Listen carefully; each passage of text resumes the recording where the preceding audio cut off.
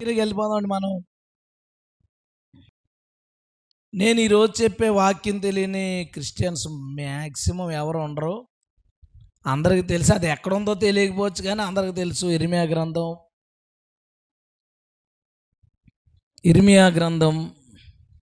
17వ అధ్యాయం 9వ వచనం. ఇర్మియా గ్రంథం 17వ అధ్యాయం 9వ వచనం. హృదయము అన్నిటికంటే మోసకరమైనది, అది ఘోరమైన వ్యాధి గలది, దాన్ని గ్రహించగలవాడెవడు? తెలుసా తెలీదండి వచనం? అందరికి తెలిసిన వాళ్ళు అందరూ గట్టి స్తోత్రం చెప్పండి. ఏమన్నా మిమ్మల్ని అందులో ట్విస్ట్లు ఏం లేవు, అందరికీ తెలుసు. మనకి హృదయము అన్నిటికన్నా మోసకరమైనది, అది ఘోరమైన వ్యాధి గలది, దాన్ని గ్రహించగలవాడేవాడు. 3 విషయాలు అక్కడ చెప్పాడు. హృదయము అన్నిటికన్నా మోసమైందంట. ఈ లోకంలో మనుషుల్ని మోసం చేసేవాళ్ళు ఎంతోమంది ఉండొచ్చు. ఎన్నో రకాల శక్తులు ఉన్నాయి మనుషుల్ని మోసం చేసేవి. ఎన్నో కంపెనీలు ఉన్నాయి మనుషుల్ని మోసం చేసేవి. ఎన్నో రకాల స్కీములు ఉన్నాయి మనుషుల్ని మోసం చేసేవి. ఎంతోమంది రాజకీయ నాయకులు ఉన్నారు మనుషుల్ని మోసం చేసేవారు. వీళ్ళందరికంటే ఎక్కువ మోసం చేసేది ఎవరట? చూడు, మనసు, హృదయం వీటన్నిటికన్నా ఎక్కువగా మోసం చేస్తట. ఎవరిని చెప్పండి? ఎవరిని? మనల్నే. అందుకే లాస్ట్ మాట పెట్టాడు, హృదయం అన్నిటికన్నా మోసకరమైనది, అతి ఘోరమైన వ్యాధి గలది. థర్డ్ ఏమన్నాడు తెలుసా? దాన్ని నువ్వు గుర్తించలేవురా. హృదయం అన్నిటికన్నా మోసకరమైందని తెలుసు కానీ అది అంత తెలివితేటలతో, అంత మోసంతో ఎవరిని మోసం చేస్తుందని మనం గ్రహించలేకపోయాం. ఎవరినంటే మనల్నే. మన మనసు మోసం చేసేది ఎవరినంటే మనల్నే. ఎంత మోసం చేస్తుంటే అపవాది కంటే ఎక్కువగా. అన్నిటికంటే అర్థం ఏంటంటే ఆడు కూడా ఉన్నాడు కదా అందులో. అపవాది కంటే ఎక్కువగా నన్ను మోసం చేసేది ఎవరంటే నా హృదయము.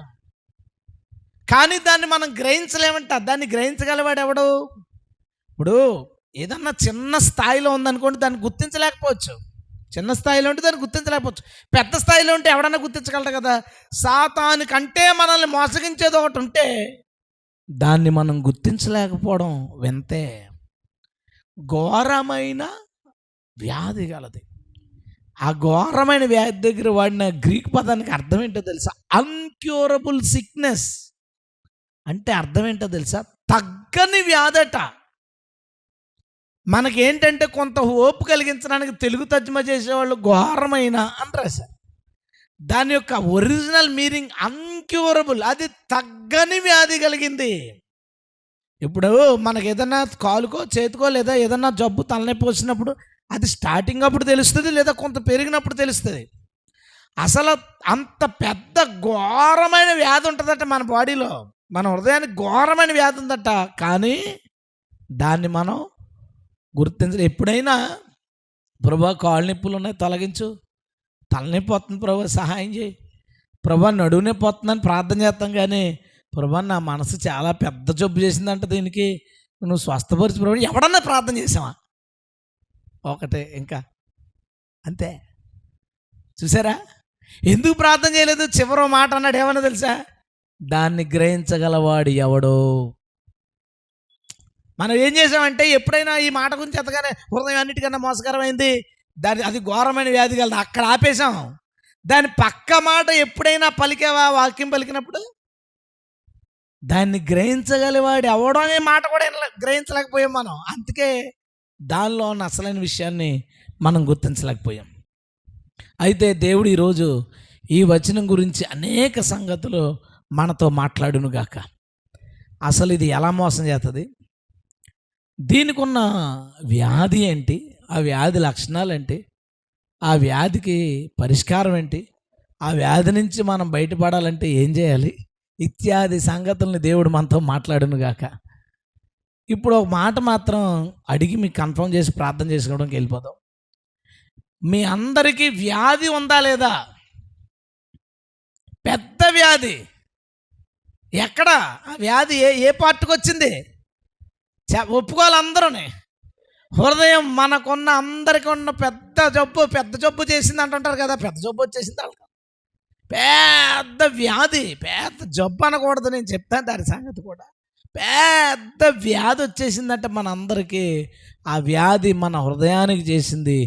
దాన్ని మనం గుర్తించనంతకాలం ఇట్ ఈజ్ అన్క్యూరబుల్. దాన్ని మనం ఎప్పటికీ తగ్గించుకోలేం, దాన్ని తొలగించుకోలేం. దాన్ని మనం గ్రహించినప్పుడు బహుశా ఏమైనా పరిష్కారాలు ఉన్నాయేమో వెతుకుదాం. దేవుని గ్రంథంలో ఈ జబ్బుకి ఏమైనా, ఈ వ్యాధికి ఏమైనా మందు ఉందేమో ఆ గ్రంథంలో వెతుకుదాం. దేవుడు ఈరోజు మనందరికీ ఉన్న పెద్ద వ్యాధి కోసం, మనల్ని మోసం చేసే ఒక పెద్ద మోసగాడి కోసం, ఎందుకంటే అందరికంటే అన్నిటికంటే ఎలాంటి మాటలు ఉన్నాయి చూడండి, దానికోసం ప్రభు చెప్పాలని ఇష్టపడుతున్నాడు. దేవుడు మనతో మాట్లాడునుగాక. తల వంచుతారా? చిన్న ప్రార్థన.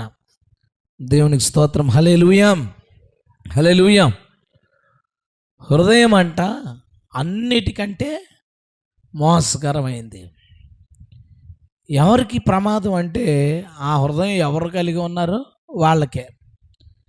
జనరల్గా సరదాగా మాట్లాడుకునేటప్పుడు నా మనసు నీకు ఇచ్చేసాను, నా మనసు వాళ్ళకి ఇచ్చేసాను, అలాగేం కుదరదు. ఓకేనా?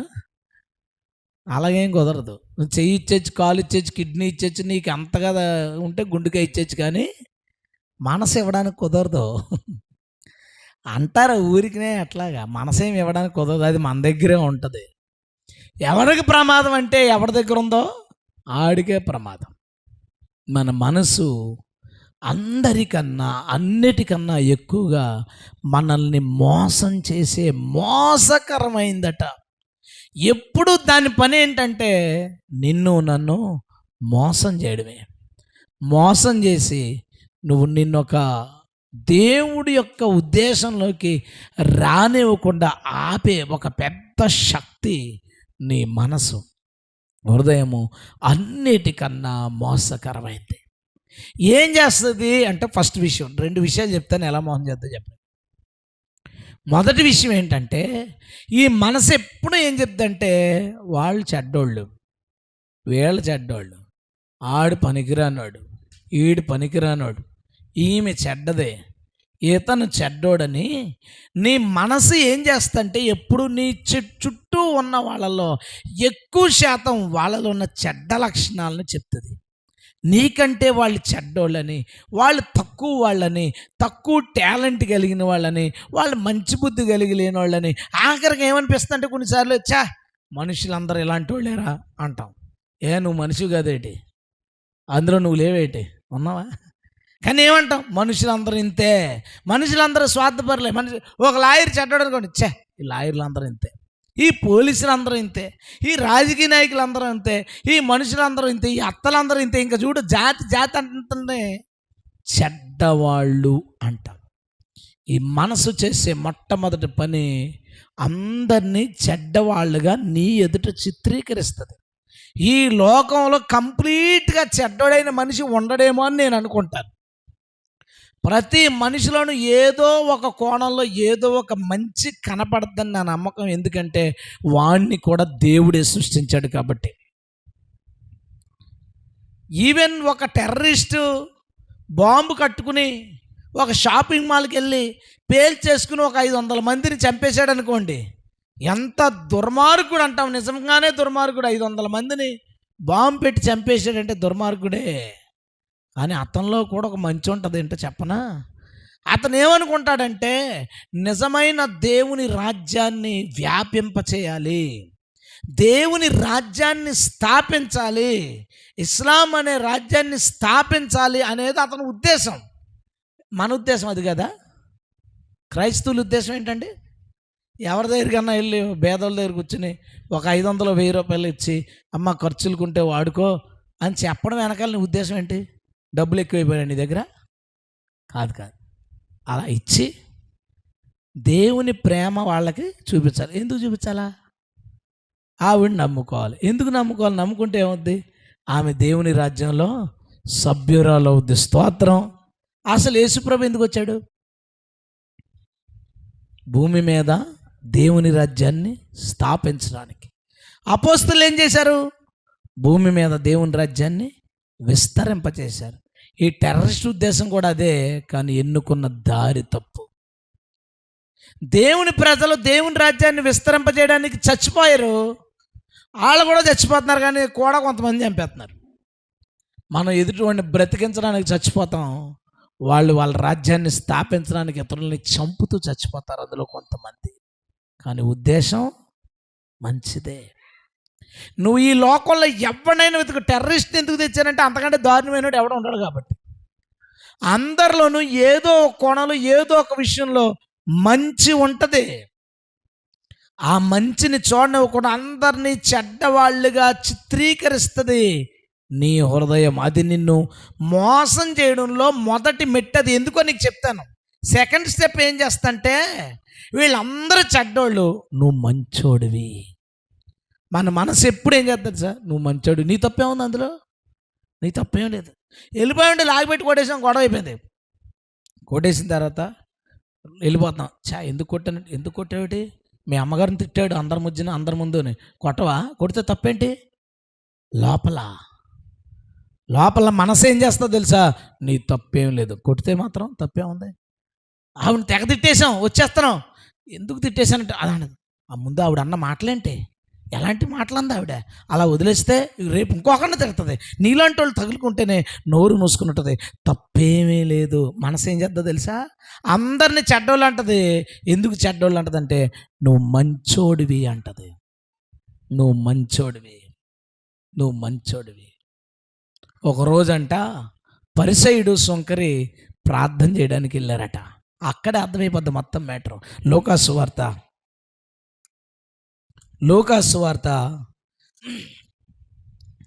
18వ అధ్యాయం 10వ వచనం నుంచి. ప్రార్థన చేయుటకై 2 మనుషులు దేవాలయానికి వెళ్ళారు. వారిలో ఒకడు పరిసయ్యుడు, ఒకడు సుంకర. సుంకర అనగానే ఎవడ చెడ్డోడు. సుంకర అంటే పన్నులు వసూలు చేసేవాడు, ట్యాక్స్ కలెక్టర్. డబ్బులు వసూలు చేస్తాడు, అతని పని అది, ట్యాక్స్ కట్టించుకుంటాడు.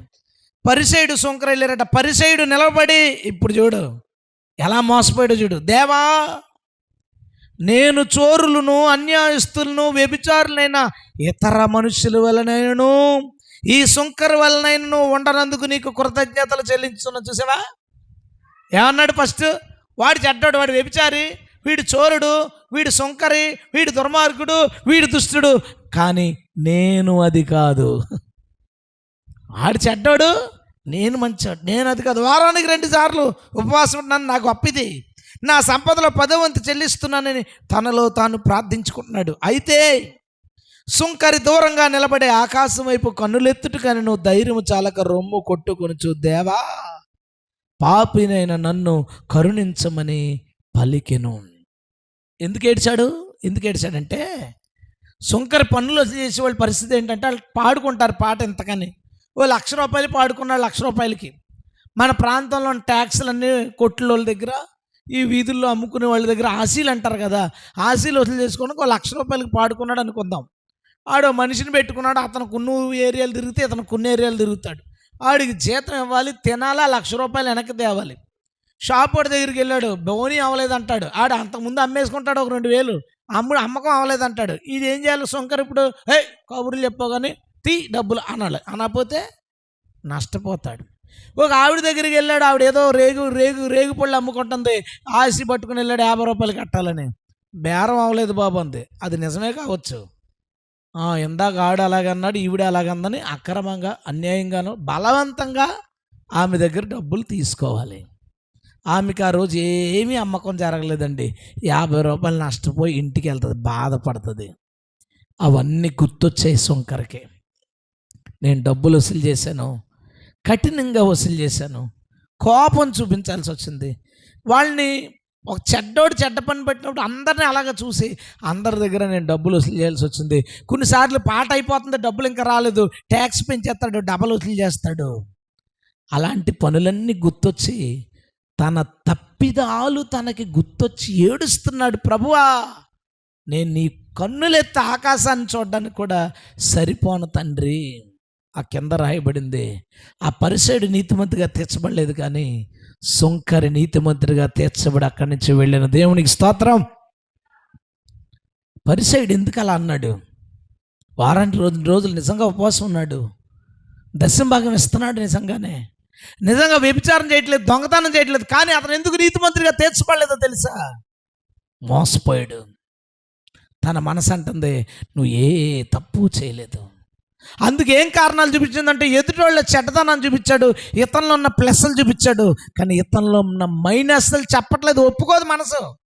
మనం కూడా ఏమంటాం తెలుసా? అతను అలాగా నాలో తప్పులు లేవని నేను అనట్లేదు, కానీ ఆడు ఇలాగంటాం.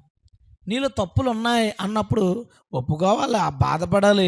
నేను కూడా పొరపాటు చేశాను అనొచ్చు కదా. గొడవ ఏమన్నా చెప్పేటప్పుడు ఆవిడ అలాగంది అంటావు, కానీ నువ్వన్న మాట చెప్పవు.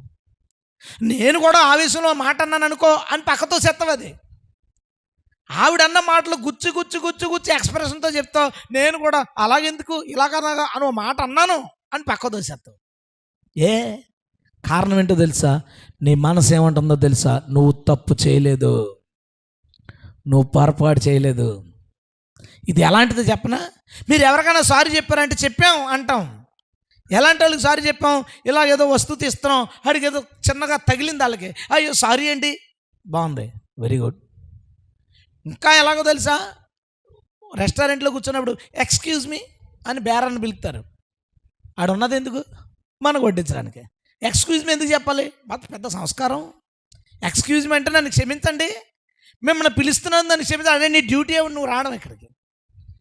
బస్సులో ఇలా నిలబడ్డారనుకోండి, మనం దిగాలి, ఎక్స్క్యూజ్ మీ అని అన్నా, నన్ను క్షమించండి అన్నావు అనమాట. నేను నిన్ను పక్కకి వెళ్ళమని, అరే నువ్వు గేట్ దగ్గర ఎందుకు నిలబడ్డావు? ఫస్ట్ థింగ్ తప్పు చేస్తుంది ఆడు, మనం ఏంటో తెలుసు, ఎక్స్క్యూజ్ మీ అంటే అది పెద్ద సంస్కారం. కానీ వీడు ఎదుటో నచ్చేస్తాడు, బాధ పెడతాడు, కానీ వెళ్ళి సారీ చెప్పడం. ఏ అంటే ఈగో. చెయ్యి తగిలినందుకు సారీ చెప్తావు, బేరನ್ನು పెళ్ళడానికి సారీ చెప్తావు, ఎవడన్నా పక్కకి లెగమండానికి సారీ చెప్తావు. మన చెప్పు మీద నుంచున్నాడు ఆడు చూసుకోకుండా, ఇటు అటు తిరుగుతుంటాడు, లెగమంటే ఏమనుకుంటాడు అని. కాసేపటికి ఏమండి సారీ అండి కూర్చో, అది మన చెప్పు మీద నిలబడి ఆడి తప్పు ఆడిది, ఆడికి సారీ చెప్తావు. కానీ మనం చాలామందిని, భార్యని, భర్తని, పిల్లల్ని, ఇరుగు పొరుగుల్ని, సేవకుల్ని, తోటి విశ్వాసుల్ని, సేవకుడి విశ్వాసుల్ని గాయపరుస్తాడు, బాధపరుస్తాడు. కానీ వాటికి సారీ చెప్పాలంటే ఒప్పుకోదు. మనసు ఏమిటో తెలుసా? నువ్వు చెప్పకో, ఎందుకు చెప్పాలి? ముందన్నది ఆడే కదా, ముందే వెళ్ళే అన్నారు కదా. ఇంకేమంటుందో తెలుసా? నేను నిజంగా నేను తిట్టాను, ఎందుకో తెలుసా? రాత్రి నేను నిద్రపోలేదు, రాత్రంతా నాకు నిద్రపోలేదు కాబట్టి ఆవేశపడిపోయాను. ఇప్పుడేమన్నాను తెలుసా? తప్పు రాత్రి నిద్రపోనందుకు, తప్పు రాత్రి నిద్రపోలేదు, బయట పోలేదు సమస్యలు. అందుకే ప్రతిసారి నీ మనసు ఏమంటుందో తెలుసా? ఏదో ఒక కారణం చెప్తుంది, కానీ నువ్వు చెడ్డవాడవు అని చెప్పదు, మోసం చేస్తుంది. పరిసయుడు మోసపోయాడు, అందుకే నీతిమంతుడు అవలా.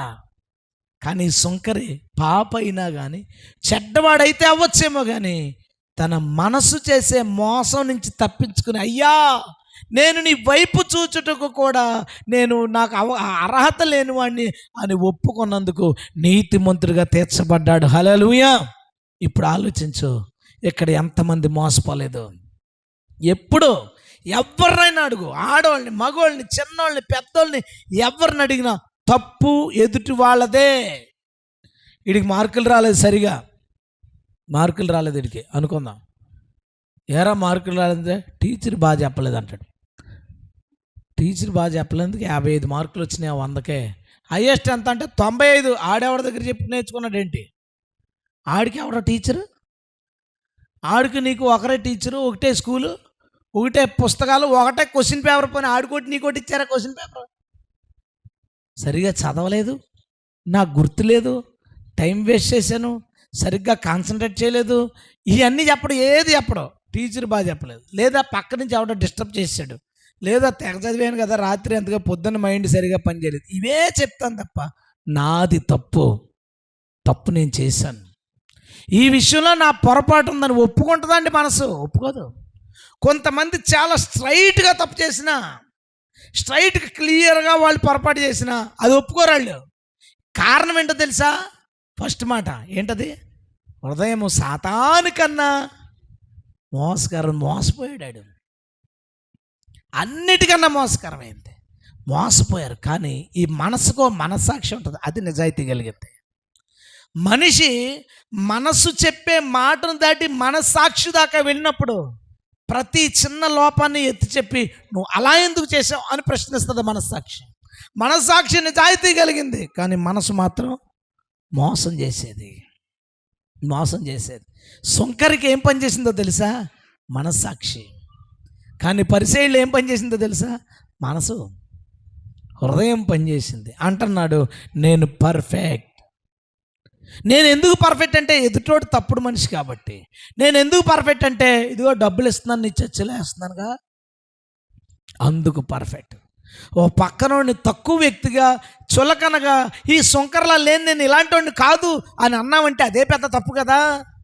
ఎదుటి వ్యక్తిని దేవుని మూలంగా పుట్టిన, దేవుని పోలికలో పుట్టిన ఒక వ్యక్తిని హీనంగా మాట్లాడామంటే అదే పొరపాటు కదా.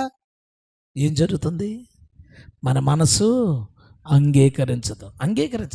నువ్వు ఏ యాక్సిడెంట్ జరిగినా యాక్సిడెంట్ అయిన నుంచి అడుగు. నువ్వు ఎవడైనా నేనే పొరపాటుకి వెళ్ళి గుద్దానని చెప్పాడు ఎప్పుడైనా? చెప్పండి. వీధిలో పరిగెత్తుకొచ్చిన కుర్రోడు ఆయన అడిగామనుకో స్పీడ్గా వచ్చేసి గుద్దేసాడు అంటాడు. ఈయన అడిగాడు అనుకో సందులోంచి సర్రమని వచ్చేసాడు, చూసుకోవద్దారు రోడ్డు మీదకి అంటాడు.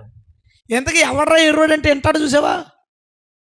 వీళ్ళిద్దరిదే ఆడు ఎర్రోడు. ఇక్కడ ఏం జరగనే యాక్సిడెంట్లో, లేదా కారుతో ఏదన్నా దేనన్నా గీసేని ఏమి చెప్పు, ప్రతి దాంట్లోనూ నా తప్పు లేదు,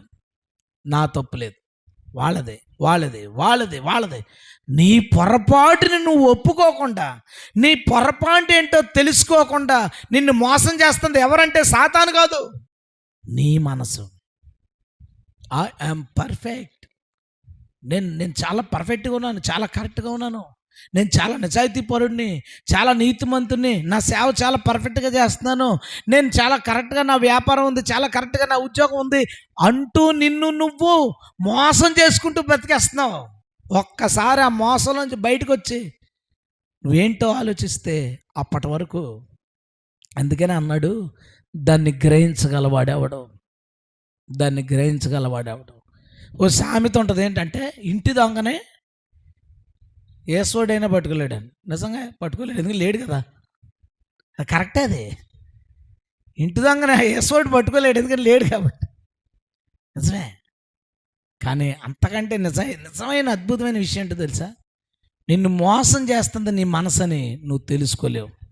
దాన్ని గ్రహించగలవాడు ఎవడో? కేవలం ప్రభు దగ్గరికి వస్తే ఇలాంటి మాటలు చదివినాడు ఒరే నిజమేరా బాబు అనుకోవాలి తప్ప, బయట వాళ్ళు ఎవరన్నా నువ్వేం మోసం చేసుకుంటున్నావు అంటే నువ్వెవడరా చెప్పడంగా పక్కెళ్ళు, నన్ను నేనెందుకు మోసం చేసుకుంటాను రా అంటాడు. ఒరే నాయన నిన్ను నువ్వే చేసుకుంటారు, లోపల మనసు అని ఒకటి ఉందరా బాబు, అది నిన్ను మోసం చేస్తుందంటే ఎవడు ఒప్పుకోడు. ఇంకెవరన్నా వెళ్ళి అడిగామంటే నా మనసు నా దగ్గర లేదా ఆవిడికి ఇచ్చాను అంటాడు. ఇడిక ఏం కాదు. ఈరోజు మనము దాన్ని గ్రహించుదుముగాక. గట్టి చెప్దాం. ఈరోజు మన మనసు మనల్ని ఎలా మోసగిస్తుందో తెలుసుకో. ఈరోజు నుంచి నీకు కొమ్ముగా వస్తుంది అది. నువ్వే పర్ఫెక్ట్, నువ్వు గొప్పోడివి, నువ్వేం కాదు, నువ్వే వాళ్ళు అలా అన్నందుకు వీళ్ళు ఇలా అన్నందుకు కానీ ఇన్ని నీ చుట్టుముడుతుంది. కానీ నీ పొరపాటుని నీ ఎదుటికి అది తీసుకురాదు. దాని మోసంలోంచి బయటపడు. అలా బయటపడాలంటే ఏం చేయాలో తెలుసా? First thing reverse. ఎదుటోళ్ళు మంచి చూడడం నేర్చుకో.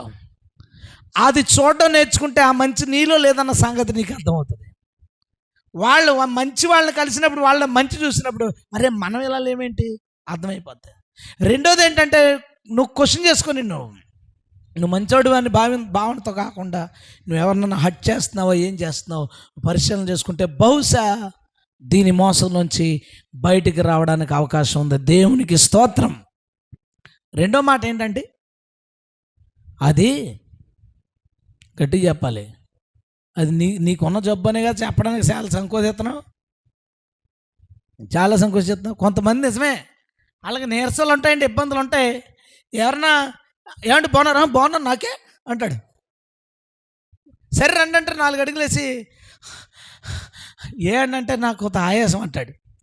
ముందు మాత్రం ఎలా ఉన్నారంటే నాకే నేను చాలా బాగున్నాను, చాలా ఆరోగ్యంగా ఉన్నానంటే తనకున్న రోగం చెప్పుకోవడం కూడా ఫీల్ అవుతాడు. అందుకే అనుకుంటున్నాను రెండో లైన్ చెప్పడానికి మీరు చాలా ఫీల్ అవుతున్నారు. అది ఘోరమైన వ్యాధి గలది, ఘోరమైన వ్యాధి గలది. మనం చాలాసార్లు రోగం, తెగులు, జబ్బు, బలహీనత, వ్యాధి అన్నీ ఒకే దానికి వాడేస్తాం. కానీ అన్నీ వాట కాదు, ఒక్కొక్కటి ఒక్కొక్క రకమైన అర్థం ఇస్తుంది. ఎప్పుడైనా గుండె వ్యాధి అని అన్నారా? గుండె జబ్బు అంటాం. గుండె జబ్బు, జబ్బు అంటే ఏదో ఒక పార్ట్కి ప్రాబ్లం వస్తుంది.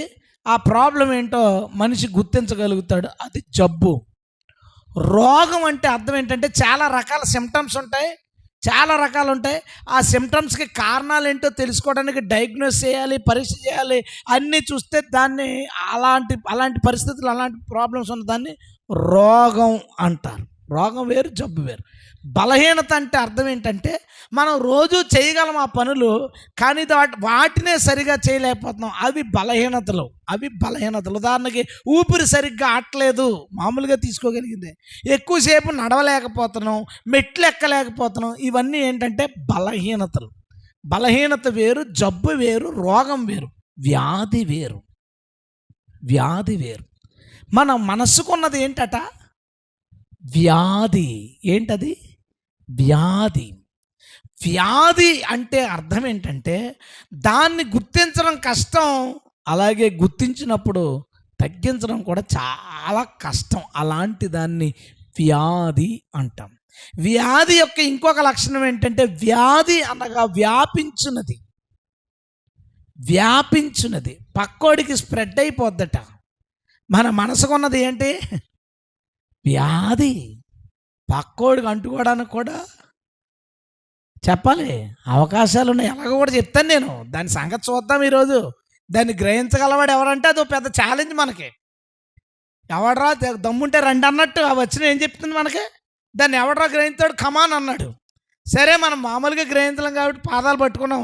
5-6 రోజుల నుంచి నాకు ఇది సితక్ కొడుతున్నాడు దేవుడు నన్ను. దాని గురించి ఆలోచిస్తున్నాను, ఏంటి దాని సంగతి? గ్రహించగలవాడు ఎవడు? అంత పెద్ద మాట అనేసేటేంటి? మన మనసే కదా, పక్కోడిదైతే గ్రహించలేకపోయాం. మన దాని గురించి మనం తెలుసుకోకపోతే ఎలాగని దేవుడు కృప చూపించాడు. కొన్ని విషయాలు మాట్లాడి, బహుశా ఇంకా చాలా ఉండొచ్చు, నాకు అర్థమైనవి మాత్రం నేను చెప్తాను. అది ఘోరమైన వ్యాధి కలిగింది, ఘోరమైన అన్క్యూరబుల్. షుగర్ జబ్బు అంటారా? షుగర్ వ్యాధి అంటారా? Uncurable most of the times. చాలాసార్లు చాలామందిలో అది తగ్గదు, జాగ్రత్త పడాల్సిందే. చాలా బాగుంటాడు, గబుక్కుని 2 స్వీట్లు తినేటంటే రేజ్ అయిపోద్ది. ఎందుకు? వ్యాధి అన్క్యూరబుల్, పోదు.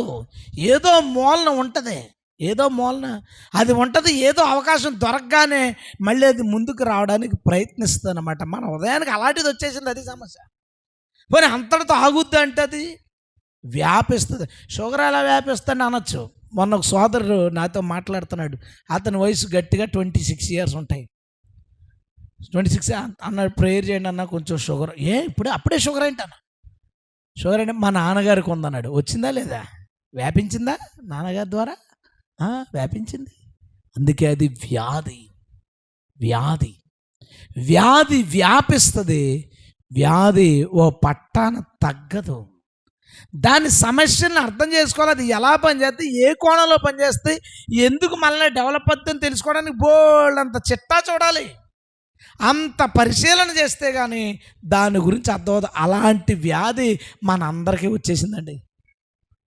కరోనా వస్తే తెగ బాధపడిపోయేవాళ్ళు. అరే, అంతకుముందే అంతకంటే పెద్ద వ్యాధి ఉందా నీకులో? ఏదన్నా చిన్నది షుగర్ వచ్చిందనుకో, షుగర్ అనగానే డాక్టర్ గారు తెగ బాధపడిపోతుంటారు. అంతకంటే పెద్దది వచ్చేసిందిరా బాబు నీకు. మనం తెలుసుకోలేదు ఇన్ని రోజులని. నీ మనసుకి ఘోరమైన వ్యాధి ఉంది, ఒక అన్క్యూరబుల్ వ్యాధి నీలో ఉంది, అన్క్యూరబుల్ డిసీజ్ నీలో ఉంది. దాన్ని ఎలాగ నువ్వు గుర్తిస్తావు? అసలు ఆ జబ్బు లక్షణాలు, వ్యాధి లక్షణాలు ఏంటి? ఆ వ్యాధి అనుకున్నాం కాబట్టి నేను మీకు మాట చెప్తాను. మన మనసుకున్న వ్యాధి లక్షణాలు ఏంటంటే, మొదట ఏంటంటే వామిటింగ్స్ అంటే అర్థం ఏంటంటే, మనం ఏమైనా తిన్నప్పుడు అది లోపలికి వెళ్ళి జీర్ణమై ఎవరు చూడని ప్రాంతంలో బహిర్భూమిలో విడవబడుతుంది. ఇది ఫుడ్ యొక్క సైకిల్. తినేటప్పుడు అందరి ముందు తింటాం, కానీ అది బహిర్భూమిలో విడబెట్టి మనం తప్ప ఎవరు ఉంటాం. అది ఒక రహస్య స్థలంలో అది పోతుంది. ఇది ఒకవేళ కడుపులోకి వెళ్ళినప్పుడు అది డైజెషన్ అవ్వలేదు అనుకోండి, దాన్ని ఏం చేస్తామంటే మళ్ళీ అందరి ముందు కక్కేస్తాం. సీక్రెట్గా జరగదు అది. అది ఎంతమంది మధ్య ఉన్నా సరే కక్కేస్తాం. ఒకవేళ నువ్వు పక్క గదిలో సైలెంట్గా ఉన్నా అటుపక్కోడు కనుక వాంతి చేసుకునేటప్పుడు పెద్ద సౌండ్ చేసేవరా నేను వాంతి చేసుకున్నానని సిగ్నల్ ఇస్తాం. అసలు అది డైజెషన్ అయితే చాలా రహస్యంగానే మాయమవుతుంది. కానీ అది అవ్వకపోతే బయటికి మనం కక్కినప్పుడు అది అందరి ముందు జరుగుతుంది. వామిటింగ్స్. చాలామందికి ఏదన్నా ఇన్సిడెంట్ జరిగినప్పుడు కోపం వస్తుంది. కోపం వచ్చినప్పుడు లోపల అది స్టార్ట్ అయినప్పుడు దేవుడు అంటుంటాడు కోపడకు, వద్దు వద్దని. కానీ వాళ్ళు కోపాన్ని తట్టుకోలేరు. ఏం చేస్తారు చెప్పండి? కక్కేస్తారు. ఆ మాట కూడా వాడతాం. నా మనసులో ఉన్నదంతా కక్కేశాను. కక్కేశానికి ఇంకో మాట ఏంటంటే వాంతు. వాంతిని ఏమంటామంటే వ్యాధో జబ్బో రోగమో ఏదో దాంట్లోకి వెళ్తుంది, కేటగిరీలోకి. నీకు ప్రాబ్లం ఉంది, అదేంటో తెలుసా? నీ మనసులో కోపమో ఆవేశమో లేదా ఏదో చిరాకో పుట్టినప్పుడు అది రహస్య స్థలంలోనే డైజెస్ట్ అయి మాయమైపోవాలి. అన్నం తిన్నప్పుడు కడుపులోకి వెళ్ళి అది ఎలాగైతే బహిర్భూమిలోకి విడిచిపెట్టబడుతుందో అలా నీ లోపల జనించిన కోపం ఆవేశం అది ఎదుటివాడి మాటల వల్ల కావచ్చు, ఎదుటి వాళ్ళ వల్ల జరిగిన సందర్భాలు కావచ్చు, నీ మనసులోకి వెళితే అవి అక్కడే అవి పుట్టినప్పుడు అవి పెరగకుండా అవి బయటకు రాకుండా అవి ఎవ్వరికీ తెలియకుండానే అవి విడిచిపెట్టబడాలి. ఆమెను చెప్దాం. కానీ అలా ఉందా మన మనసు? అలా ఉందా? ఆగుతావు, కంట్రోల్ చేసుకుంటావు కానీ అది విడిచిపెట్టబడదు. స్టోరేజ్ అలా లోపల స్టోరేజ్ అయ్యి ఏదో కక్కినప్పుడు ఇంకా దారుణంగా ఉంటుంది. అది ఇంకా దారుణమైన మాటలు మాట్లాడతాం, చాలా ఘోరమైన మాటలు మాట్లాడతాం. ఇంకా కంట్రోల్ అవ్వలేదు నోరిక. ఈ కోపంతో ఇష్టం వచ్చినట్టు మాటలు వచ్చేసి నీ బయటికి. నీకు ఆ జబ్బు ఉంది, నీ మనసుకి ఆ వ్యాధి ఉంది. మీలో ఎవరైనా మీ మనసులో జనించిన ఎమోషన్స్ని అవి బయటకు చూపించడం వాక్యవిరుద్ధం అయితే ఆ ఎమోషన్స్ని, ఆ డైలాగ్స్ని, ఆ మాటల్ని మనసులోనే చంపుకోగలుగుతున్నారా? చంపుకోలేకపోతే ఆ వ్యాధి ఇంకా నీలో ఉంది. ఇది ఏముందండి, ఒప్పేసుకోవడమే కదా. అవును, నిజమే, అది నిజమే. బయట మాత్రం మనం ఎంత మంచి వాళ్ళం అంటే ఎవరైనా ఉమ్మూసినా సరే తలదించుకుని వెళ్ళిపోతే అందరూ ఆవిడ చూడండి అస్సలు నోరెత్తదు. కానీ అన్నల దగ్గర, తమ్ముళ్ళ దగ్గర, చెల్లెల దగ్గర, అక్కల దగ్గర, ఆడపడుచుల దగ్గర, తోడికోడల దగ్గర చూడండి వీరంగం ఆడేస్తారు వీళ్ళు. అస్సలు సమస్య లేదు, గొడవ అయిపోద్ది అంతే. అక్కడ మాట మాట మాట మాట ఎక్కడి నుంచి వచ్చేసింది? ఎందుకు వచ్చింది చెప్పు? వాంతులండి. ఏంటి వాంతులు? లోపల పుట్టినవి లోపల చంపుకోలేకపోయాం, కక్కేశాం. ఎన్నోసార్లు తల్లి మీద, తండ్రి మీద, పిల్లల మీద, కుటుంబీకుల మీద, బయట పరిస్థితి ఏమైనా కానీ తట్టుకోలేక మన మనసులో ఉన్న కోపాన్ని మనం వెళ్ళబుచ్చేసాం. ఆవేశపు మాటలను మనం వెళ్ళబుచ్చేసాం. ఎందుకు అలా జరిగిందో తెలుసా? నీ హృదయము ఘోరమైన వ్యాధి కలది కాబట్టి. ఎన్నోసార్లు అనుకున్నావు, చచ్చా నేను ఈసారి ఇంకా అలా మాట్లాడకూడదు, ఈసారి నేను కోపపడకూడదు, నా కోపాన్ని నా ఇంట్లో చూపించకూడదు, ఇలాగ చూపించకూడదు అనుకుంటావు. కానీ మళ్ళా అదే ఎందుకు చేస్తావో తెలుసా? అది అన్క్యూరబుల్ డిసీజ్ కాబట్టి. అదే ఎంత పెద్ద రహస్యం చెప్పాను చూడండి మీకు ఈరోజు. ఎందుకురా బాబు నువ్వు మారలేకపోతున్నావు అంటే నీకు వచ్చిన వ్యాధి తగ్గేది కాదు. అది తగ్గేది కాదు కాబట్టి నువ్వు ఎన్నిసార్లు అనుకున్నా. పైగా మన మనసుకి మనం ఏం చెప్పుకుంటాం? మగవాళ్ళందరినీ వ్యాపారానికి వెళ్ళాం, ఉద్యోగానికి వెళ్ళాం, బయట రకరకాల మనుషులండి. వాళ్ళు మోసాలు చేసేవాళ్ళు, తిట్టేవాళ్ళు, కోపడేవాళ్ళు. మన పైన ఉన్నవాడు తిట్టే తిరిగి తిట్టలేము, ఉద్యోగం పీకేస్తాడు. మన కింద ఉన్నవాడిని తిట్టామంటే ఆడు రాలేదంటే మనకి ఏం పని చేయడానికి లేదు. అది కానీ పైన ఉన్నాన్ని తిట్టడానికి లేదు, కింద ఉన్నవాడిని తిట్టడానికి లేదు. ఇవన్నీ రోజంతా భరించి ఇంటికి వచ్చేసరికి ఇంకా వంట అవ్వలేదు, వేడివేడిగా అవుతుంది అన్నదంటే ఇంకా వండకుండా ఏం చేస్తున్నావా, బుద్ధి ఉందా నీకు, రోజంతా ఏం చేస్తున్నావు అంటాడు. ఈవిడ అనుకుంటుంది, ఏటి వంట 10 నిమిషాలు లేట్ అయినందుకే వాళ్ళతో నవ్వుతూ ఫోన్ మాట్లాడతారు, వీళ్ళ దగ్గర బాగానే ఉంటారు, పనిచేసే వాళ్ళ దగ్గర బాగానే ఉంటారు, నా దగ్గర అరుస్తారంటది. ఈడనుకుంటాడు ఊరందరి దగ్గర అరడానికి ఉండదు, ఇక్కడన్నా అరగకపోతే నేను ఏబీపీఓ షుగర్ వచ్చేద్దని ఈడనుకుంటాడు. ఇదే కదా ఇళ్లలో బాధలు. ఆమె అనుకుంటుంది పోలే ఏదో చిరాకులు ఉన్నాడు, నా మీద అరగపోతే ఎవడి మీద అరుతాడు అని అనుకుంటుందా? అనుకోదు. అరే అందరి దగ్గర ఓపిక కట్టుకుని ఉన్నాం కదా, భార్య దగ్గర కూడా ఓపిక కట్టుకుని కొంచెం మోకరించి ప్రార్థన చేసుకుని ఏమైనా ఉంటే అది విడిచిపెట్టేద్దామని ఈడు అనుకుంటాడా? ఈడు అనుకోడు. అందుకే కదా మనకు జబ్బు ఉందంటున్నాను నేను. మన అందరికీ ఘోరమైన వ్యాధి ఉందని, అన్క్యూరబుల్ డిసీజ్ ఉందని నేను ఎందుకు చెప్తున్నానంటే కారణాలు. నీ మనసు ఏమంటుందో తెలుసా? నీ తప్పేమీ లేదు, అందరి దగ్గర భరించావు, ఎవరో ఒకరి దగ్గర అనకపోతే ఏ భార్య ఓ మాట పడదా, ఆమె కోసం కదా ఇన్ని కష్టాలు పడతాం అంటుంది అది లోపల. ఆవిడతో ఏమంటది? ఆగు, పొద్దునుంచి ఇంట్లో ప్రశాంతంగానే ఉన్నావు కదా, ఈ 10 నిమిషాలు అతను కోపాన్ని ఎందుకు తట్టుకోలేవు అని అంటది. అందో ఇంత కష్టపడి వంట చేసావు, ఆయన గురించి ఎదురు చూసావు, ఆయన వచ్చినప్పుడు ఇలా మాట్లాడితే నువ్వు ఊరుకుంటావా? ఊరుకోవద్దు. నువ్వేం తక్కువ, నీకేం తక్కువ, రేచవ్వు అంటది ఇది లోపల. ఇక అంతే గొడవ. నేనేం చెప్తున్నానంటే మనందరికీ ఘోరమైన వ్యాధి ఉందని, అంతే. నేను ఇంకోటి ఏం చెప్పట్లేదు ఇప్పుడు దాకా. వ్యాధి కలిగి ఉన్నాం. ఇంకొంతమందికి ఏముంటుందో తెలుసా? ఈ వామిటింగ్ విషయంలో ఏదైనా ఎవరైనా వాళ్ళ దగ్గర ఓ మాట అన్నారు ఎవరి గురించో, దాన్ని తీసుకెళ్ళి ఎంచి ఎంచి ఎంచి ఎవడికి చెప్పకూడదో వాడి దగ్గరికి ఎక్కుతారు. లోపలికి వచ్చింది వదిలేచ్చు కదా. మీరు అందరూ అన్నాలు తిని నోట్లోంచి కక్కుతున్నారండి? లేదు కదా. ఏమైనా వార్త అలా పడిందండి చెవులో, లోపలికి వెళ్ళింది మనసులోకి, ఇది బయటికి రాకూడదు. లేదు, కూర్చుని పనిమాల కూర్చుని వాళ్ళ దగ్గర ఇలాగ అన్నాడు నిన్ను తెలుసా అనగానే ఆడు రేజ్ అయిపోతుంటే ఇక్కడ మనసు ఏమంటుందో తెలుసా? ఎంత మంచి పని చేసావో తెలుసా, ఎంత ప్రశాంతంగా ఉందో తెలుసా, ఎంత హాయిగా ఉంటుందో తెలుసా. ఎందుకు ఇది మోసం? దీనికి వ్యాధి ఉంది. దీనికి వ్యాధి ఉన్నందుకు ఆ వ్యాధి లక్షణాలని బయటకు కక్కుతుంది. మనలో చాలామందికి కుండేలు చెప్పే జబ్బు ఉంటుంది. వాళ్ళ మాటలు తీసుకెళ్ళి వాళ్ళ దగ్గర ఇంకా ఎలా ఉంటుందో తెలుసా? మనకి ఇష్టమైన మాట అన్నారండి, మన అత్తగారో మామయ్య గారో మన చుట్టాలో గబుక్కురో మాట్లాడతారు. కొంచెం కంట్రోల్ చేసుకుని వాళ్ళ దగ్గర సాఫ్ట్గా సమాధానం చెప్పచ్చు కదా.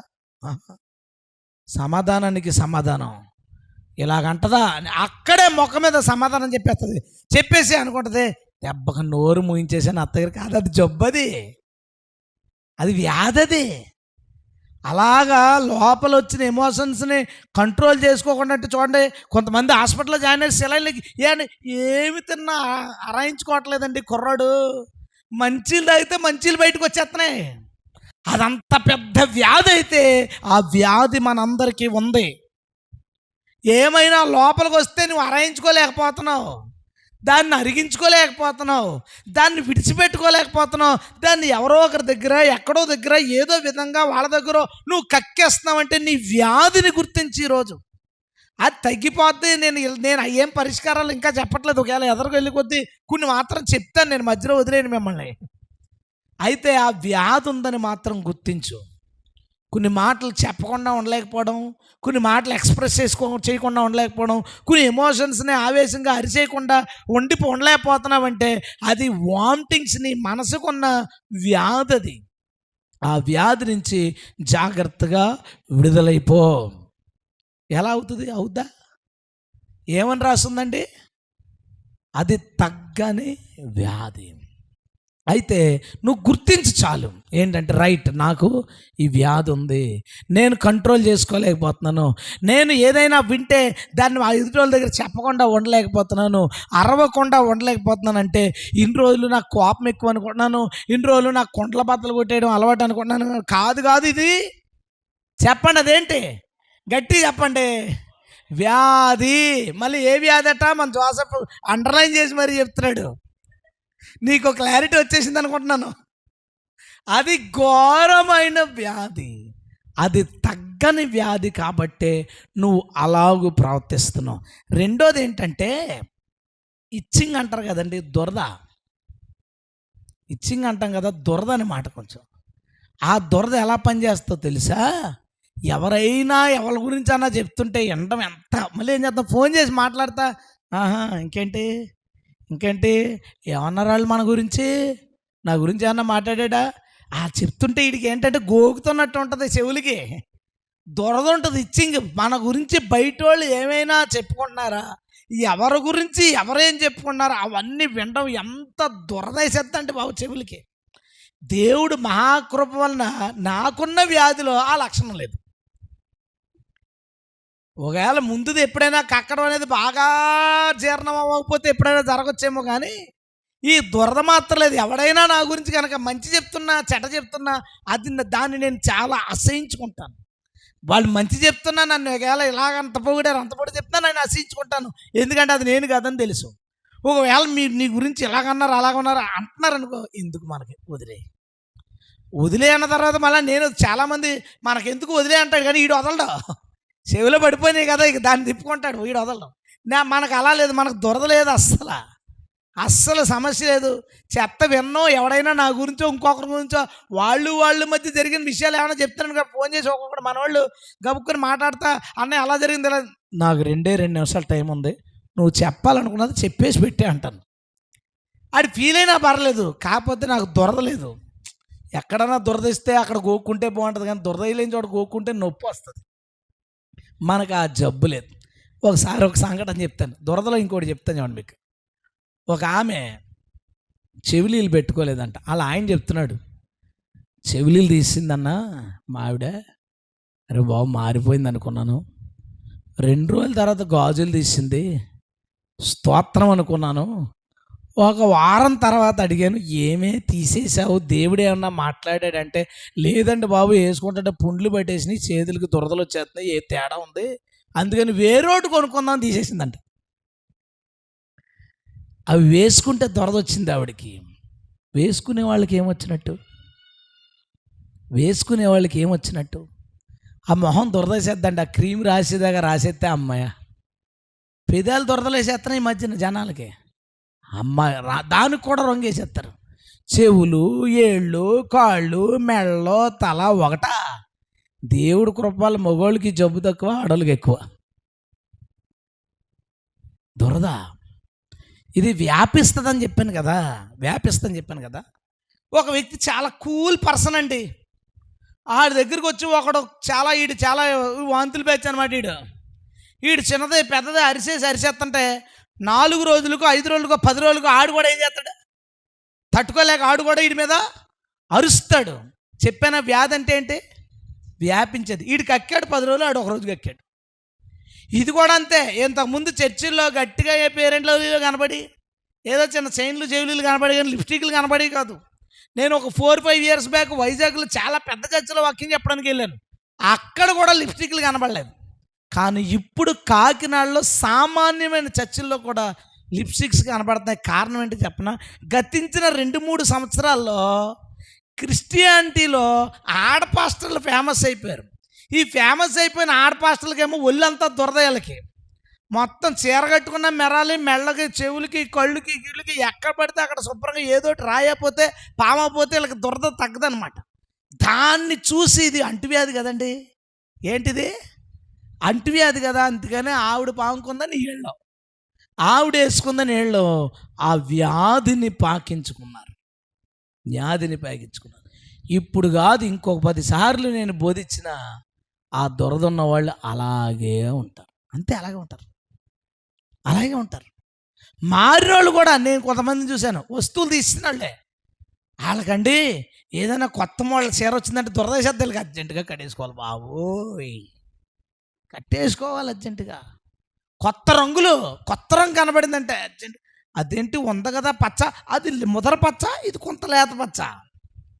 లేత పచ్చ ఆల్రెడీ ఉంది కదండి, ముదర పచ్చకి లేత పచ్చకి మధ్యలో ఇది. మళ్ళీ ఆ మధ్యలో ఎందుకు తీసుకున్నావు, మళ్ళీ ఇంకోసారి ఎందుకు తీసుకున్నావు అంటే దానికి ఒక సిమెంట్ రంగు కాంబినేషన్ వచ్చింది కొత్తగా. ఎంత ఇచ్చింగ్ అండి జనాలకే, ఎంత ఇచ్చింగ్ అండి.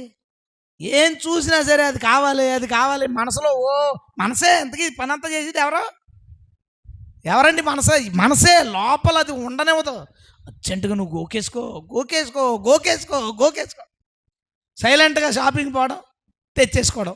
మధ్య తెలివితేటలు ఎక్కువైపోయి వాళ్ళు ఇచ్చారు, వీళ్ళు పెట్టారు.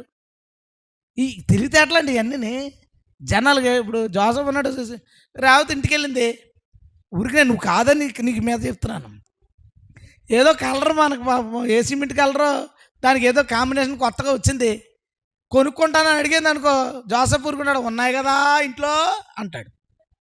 అందుకని ఇప్పుడు ఏం చేయాలి, జాగ్రత్త కొనేసుకుని మా వదినెట్టిందండి బాగుందా, ఇదో కొత్త స్టైల్. ఊరికే నీ గురించి అంటలేదు, నువ్వు అలాంటి దానివి కాదని నీ మీద చెప్తున్నాను నేను. ఇదంతా ఏంటంటే ఇది ఒక మాఫియా. దీన్ని అంతటినే చేస్తున్నది ఎవరు? మనసు. ఎందుకు చేస్తుంది? దానికి ఘోరమైన వ్యాధి ఉంది. ఆ వ్యాధి పనులన్నీ చేస్తుంది వాళ్ళతో. ఆ వ్యాధి వలన వాళ్ళు అలా ప్రవర్తిస్తున్నారు. మూడే జబ్బులు చెప్తే చాలా ఉన్నాయి, దాంట్లో చాలా వ్యాధి లక్షణాలు ఉన్నాయి, కానీ మూడో చెప్తాను ఏంటంటే మెంటల్ డిజార్డర్, మానసిక సమస్య. మెంటల్ డిజార్డర్ అంటే ఏంటంటే డాక్టర్ దగ్గరికి వెళ్ళి చెప్తారంటే రాత్రులు నిద్ర పట్టట్లేదండి, అస్సలు ఆలోచనలు ఆగట్లేదండి, ఏం చేసినా నిద్ర పట్టట్లేదంటే డాక్టర్ గారు కొన్ని మాటలు చెప్పి ట్యాబ్లెట్లు ఇస్తారు. ఇది మెంటల్ డిజార్డర్లో అదొక స్టేజు. ఆలోచన ఎక్కువైపోవడం. బైబిల్ ఏముంటుందో తెలుసా? దేని గురించి చింతించకో, దేవునికి స్తోత్రం. రేపటి గురించి ఆలోచించకో, గట్టిగా స్తోత్రం చెప్తాం. నువ్వేం చేస్తావు తెలుసా? రాత్రి పడుకుని మా ఓడు ఇప్పుడు 3వ సంవత్సరంలో ఉన్నాడు, ఈడు రేపు ఎదుగుతాడు, పాప సంవత్సరం తనో ఎదుగుతుంది, స్కూల్ ఫీజులు ఎంత అలా ఉన్నాయి, ఎలా చదివించాలి? రాత్రి పడుకుని ఎలా చదివించాలని ఆలోచిస్తే డబ్బులు వచ్చేస్తాయా? ఆలోచించేసి నేను ఒకటి గురించి చెప్తాను, నాకు తెలిసిన ఒక బ్రదర్. ఒకవేళ డజన్ పినీసులు కొనాలనుకోండి, వాడు 12 పినీసులు కొనాలనుకోండి, ఆన్లైన్కి వెళ్ళి ఏ కంపెనీ పినీసులు బాగుంటాయి, దానికి రివ్యూ ఏంటి, దానికి రేటింగ్ ఏంటి, దానికి కామెంట్లు ఏంటి, ఫ్లిప్కార్ట్ వాడు ఎప్పుడు ఆఫర్ పెడతాడు ఈ 12 పినీసులకి, అమెజాన్ వాడు ఎప్పుడు ఆఫర్ పెడతాడు ఈ 12 పినీసులకి, ఎన్ని రోజులు ఆగితే దాంట్లో ఆఫర్ మనం పొందుకోవచ్చు, ఏ క్రెడిట్ కార్డుతో కొంటే మనకి ఆఫర్ వస్తుంది, దాంట్లో ఏ కాయిన్స్ పడితే. ఎందుకురా బాబు ఇంత ఆలోచించి చివరి నాకు ఫోన్ చేసి అన్నయ్య 12 పినీసులు కొనాలి, ఏం పినీసులు కొనాలో తెలియట్లేదు, చాలా కన్ఫ్యూజన్గా ఉందంటాడు. నేను ఇంకా మొన్న అన్నాను, ఎక్కువ ఆలోచిస్తే సాతాను వాడేసుకుంటాను నిన్ను, జాగ్రత్త. దేవుడు నడిపింపు ఏదో పెట్టుకో, దాని ప్రకారం వెళ్ళిపోన్నాడు. దేవుడు ఆడికి కృప చూపించాడు, దేవుని స్తోత్రం. ఎందుకంటే అంత ఆలోచించేస్తారు ప్రతిదానికి. క్రైస్తవులే మనవాళ్ళు తెగ ఆలోచించేస్తుంటారండి. ప్రభు అన్నాడు, నువ్వు ఎంత ఆలోచించుకున్నా నీ హైట్ పెంచుకోలేవు అన్నాడు. అవునా కదా? ఒకవేళ అలా హైట్ పెంచుకునే అవకాశం ఉంటే నేను అదే పనిలో ఉంటే ఒక 6 అంగుళాలు 3 అంగుళాలన్నా పెంచుకుంటున్నాను. చెప్పేశాడు ఆయన, నువ్వు ఎంత ఆలోచించినా ఎంత చింతపడినా నీ ఎత్తు అసలు నువ్వు పెంచుకోలేవురా బాబు, నోరు మూసుకో కూర్చో అన్నాడు. ఎందుకు అంత ఆలోచనలు? ఆలోచించేసి సార్, ఇట్స్ ఎ డిజార్డర్. నీ మనస్సుకున్న వ్యాధి అది. నీ మనసుకు ఆ వ్యాధి ఉంది. ఎక్కువ ఆలోచించే వాళ్ళ విశ్వాసం ఉండదు. ఎక్కువ ఆలోచించేవాడు సాతాను చేతుల్లో పడిపోతాడు. సాతాను వాడిని లీడ్ చేసి దూరంగా ఎక్కడికో తీసుకుపోతాడు. It's a mental disorder. జాగ్రత్త.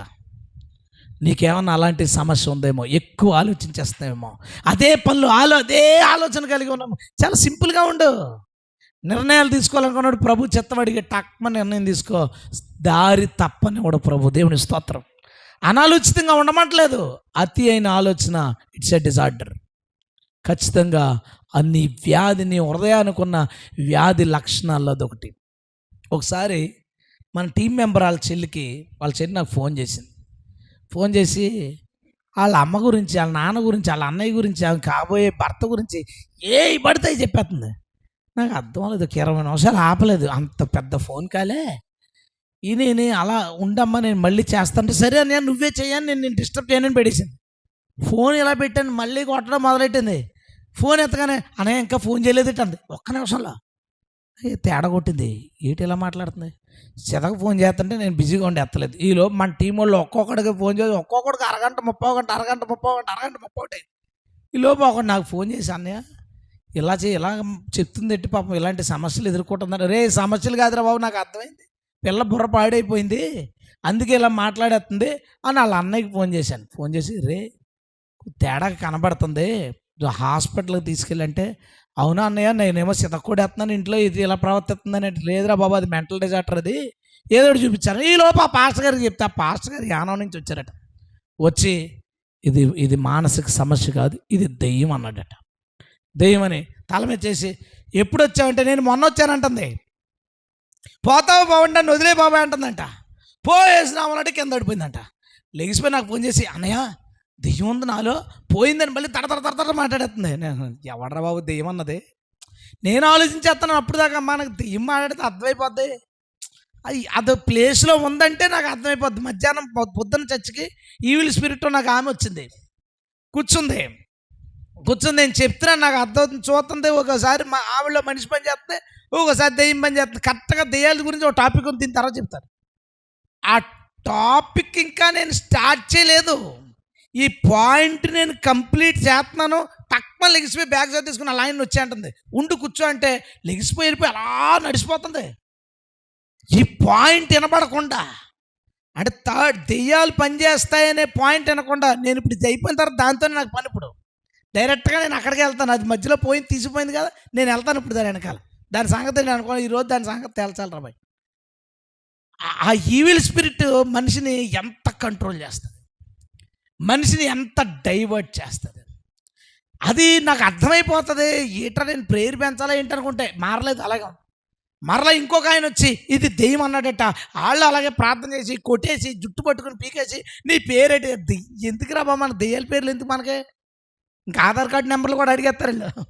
అది వచ్చింది పోగొట్టేయాలి అంతేకాదు, నీ పేరేంటి మీ ఊరేంటి ఇవన్నీ ఎందుకు, ఎక్కడికి వచ్చిందో ఎవరన్నా పంపారో ఏంటో డీటెయిల్ తెలుసుకోవడం. సరే డీటెయిల్ అన్ని మైండ్లో పెట్టుకుని పోవాలని పంపించాలి. జరిగింది 10 రోజులు అయిపోయింది. ఇంట్లో మనుషులు కొట్టేయడం మొదలెడితే అప్పుడు హాస్పిటల్లో తీసుకెళ్తే చైన్లు ఇచ్చి కట్టి మెడిసిన్ వాడితే ఆమెకు తగ్గింది. అలాగ నోటుకొచ్చినట్టు అలాగా మాట్లాడటం ఏంటి, మెంటల్ డిజార్డర్. ఎవరైనా మనుషులు అదే పనిగా వాగి వాగి ఏది పడితే అది మాట్లాడుతున్నారా, ఏది పడితే అది మాట్లాడేవాళ్ళు ఉన్నారా, ఎక్కువ మాట్లాడేవాళ్ళు ఉన్నారా, అదేంటో తెలుసా, వ్యాధి. ఏంటండి స్లోగా వచ్చింది చూసారా, వ్యాధి కదా. ఒప్పుకోవడం అంటే మనసు ఒప్పుకోదు. నీకు వ్యాధి లేదు అంటుంది అది లోపల నుంచే. వాగుడు బైబిల్ ఏమంటుంది, విస్తారమైన మాటల్లో దోషం ఉండక మానదు, దోషం ఉండక మానదు. ఒకరు ఎప్పుడు అదే పని మాట్లాడతా మాట్లాడతా మాట్లాడతా. నేను చెప్తాను రే తక్కువ మాట్లాడరా, నేను వాక్యం అనుకోండి గంటన్నర మాట్లాడేస్తానేమో, బయట చాలా తక్కువ. ఎవరితో మాట్లాడు అలా ఏమైనా చెప్తే అంటాను, చాలా తక్కువ. ఈ తక్కువ ఎలాగ అలవాటు అయింది అనుకుంటున్నారు, బైబిల్ చదివే కొత్తలో నువ్వు తక్కువ మాట్లాడితే చూసేవాడు నిన్ను జ్ఞాని అనుకుంటారని ఉంది. పోలే మనం సైలెంట్గా ఉంటే జ్ఞాని అనుకుంటారు, మన దగ్గర మ్యాటర్ ఏం లేకపోయినాడు, అది అలా అలవాటు అయిపోయింది. తక్కువ మాట్లాడండి, ఎక్కువ మాట్లాడడం ఒక వ్యాధి. నీ హృదయానికి ఉన్న వ్యాధి యొక్క లక్షణాలు. ఏమైనా చిన్న మ్యాటర్ జరిగిందనుకో ఇంట్లో, గోన గోన గోన గోన గోన గోన గోన గోన, అదే మాటలు, అదే సనుగుడు సనుగుడు సనుగుడు, దాని గురించే మాటలు లాగి లాగి లాగడం. అదేంటో తెలుసా, అదొక వ్యాధి. ఏంటండి గట్టిగా చెప్పాలని ఫస్ట్ నుంచి వేస్తాను ప్రసంగం మళ్ళీని, అదొక వ్యాధి. వ్యాధి మెంటల్గా డిజార్డర్ అయిన వాళ్ళకి నోరు మాటలు కంట్రోల్ అవ్వవు, ఎంత ట్రై చేసినావో. ఆఖరికి ఒక ఆమె నాతో, ఏమంటే నా వల్ల కట్టలేదండి, ఎంత ట్రై చేసినా నేను తక్కువ మాట్లాడలేకపోతున్నాను, ఇప్పుడు నేను ఏం చేయాలండి, నేనేం చేస్తాను దానికి. అది వ్యాధి ముదిరిపోయింది. అసలు ఉన్నదే ఘోరమైన వ్యాధి, మళ్ళీ ఆ ఘోరం కూడా మనకు ముదిరిపోయింది. తక్కువ మాట్లాడు, తప్పేం కాదు, మాట్లాడితే బోళ్ళు అంత బలం పోద్ది. ఎందుకు, ఆ మాటలో ఏదన్నా తప్పు తూలిందనుకోండి బోళ్ళు అంత దూరం పోద్ది. ఆ మాట దూరం వెళ్ళేటప్పుడు ఒకలాగా వెళ్తుంది, వచ్చేటప్పుడు ఇంకోలాగా ఇలాగ అన్నదట అని వస్తుంది. ఎందుకు మనకే, తక్కువ మాట్లాడండి. స్తోత్రం చెప్దామా. మనందరము ఈ రోజు నుంచి తక్కువ మాట్లాడడానికి ప్రయత్నిద్దాం. అది జరుగుద్దా నేను అంటలేదు, ఎందుకంటే అక్కడ వాడిని పదం అలాంటిది, అది నన్ను ఆపేస్తుంది ఇందాక నుంచే. ఆ పదం ఏంటి, ఆ పదం అన్క్యూరబుల్ డిసీజ్ అన్నాడు. అది తగ్గని వ్యాధి అన్నాడు. తగ్గని వ్యాధిని మనం ఎంతో కొంత దాన్ని కంట్రోల్ చేసుకోవడానికి ప్రయత్నించండి. బట్ ఎక్కువ మాట్లాడడం ఒక వ్యాధి. అది నీకు కంట్రోల్ అవ్వకపోవడానికి కారణం అదే, అది నీ మనసుకున్న వ్యాధి. మూడోది ఏం చేద్దంటే మనసులో ఆ మెంటల్ డిజార్డర్ ఏం చేద్దంటే సాతాను ఆ వ్యక్తిని ప్రేరేపిస్తాడు. ఇది గుర్తుపెట్టుకో, బాగా గుర్తుపెట్టుకో, చాలా అవసరం మనందరికీ. నువ్వు అనొచ్చు, నేను చర్చికి వెళ్తున్నాను, బైబిల్ చదువుతున్నాను, పరిశుద్ధాత్మ అభిషేకం నాకు తెలుసు, లేదా 1, 2, 4 వరాలు పనిచేస్తున్నాయి, నా మీద సాతాను పనిచేస్తాడా, నన్ను సాతాను ప్రేరేపించగలడా అని అనొద్దు. చేయగలడాడు. ప్రాక్టికల్గా నేను 100 చూశాను వాడు చేయగలడు. ఇప్పుడు ప్రభు మాట అన్నాడు, అపవిత్రాత్మ ఒకడు వదిలి వెళ్ళిపోయిందట, అది నీరులోంచి చెవుట్లు వెతుకుతుందట. ఆ ఒకడు ప్రభు నమ్ముకున్నందుకు వదిలిపోయింది కదా, ఆవిడ చక్కగా అమర్చి పెట్టబడ్డాడట. మళ్ళీ ఆ అపవిత్రాత్మ వచ్చి చూసేసరికి ఆ ఎంట ఎవరు లేకపోవడం చూసి దానికన్నా చెడ్డవైన మరి 7 దయ్యాలను తీసుకొని వచ్చి వాళ్ళు కాపురం ఉంది.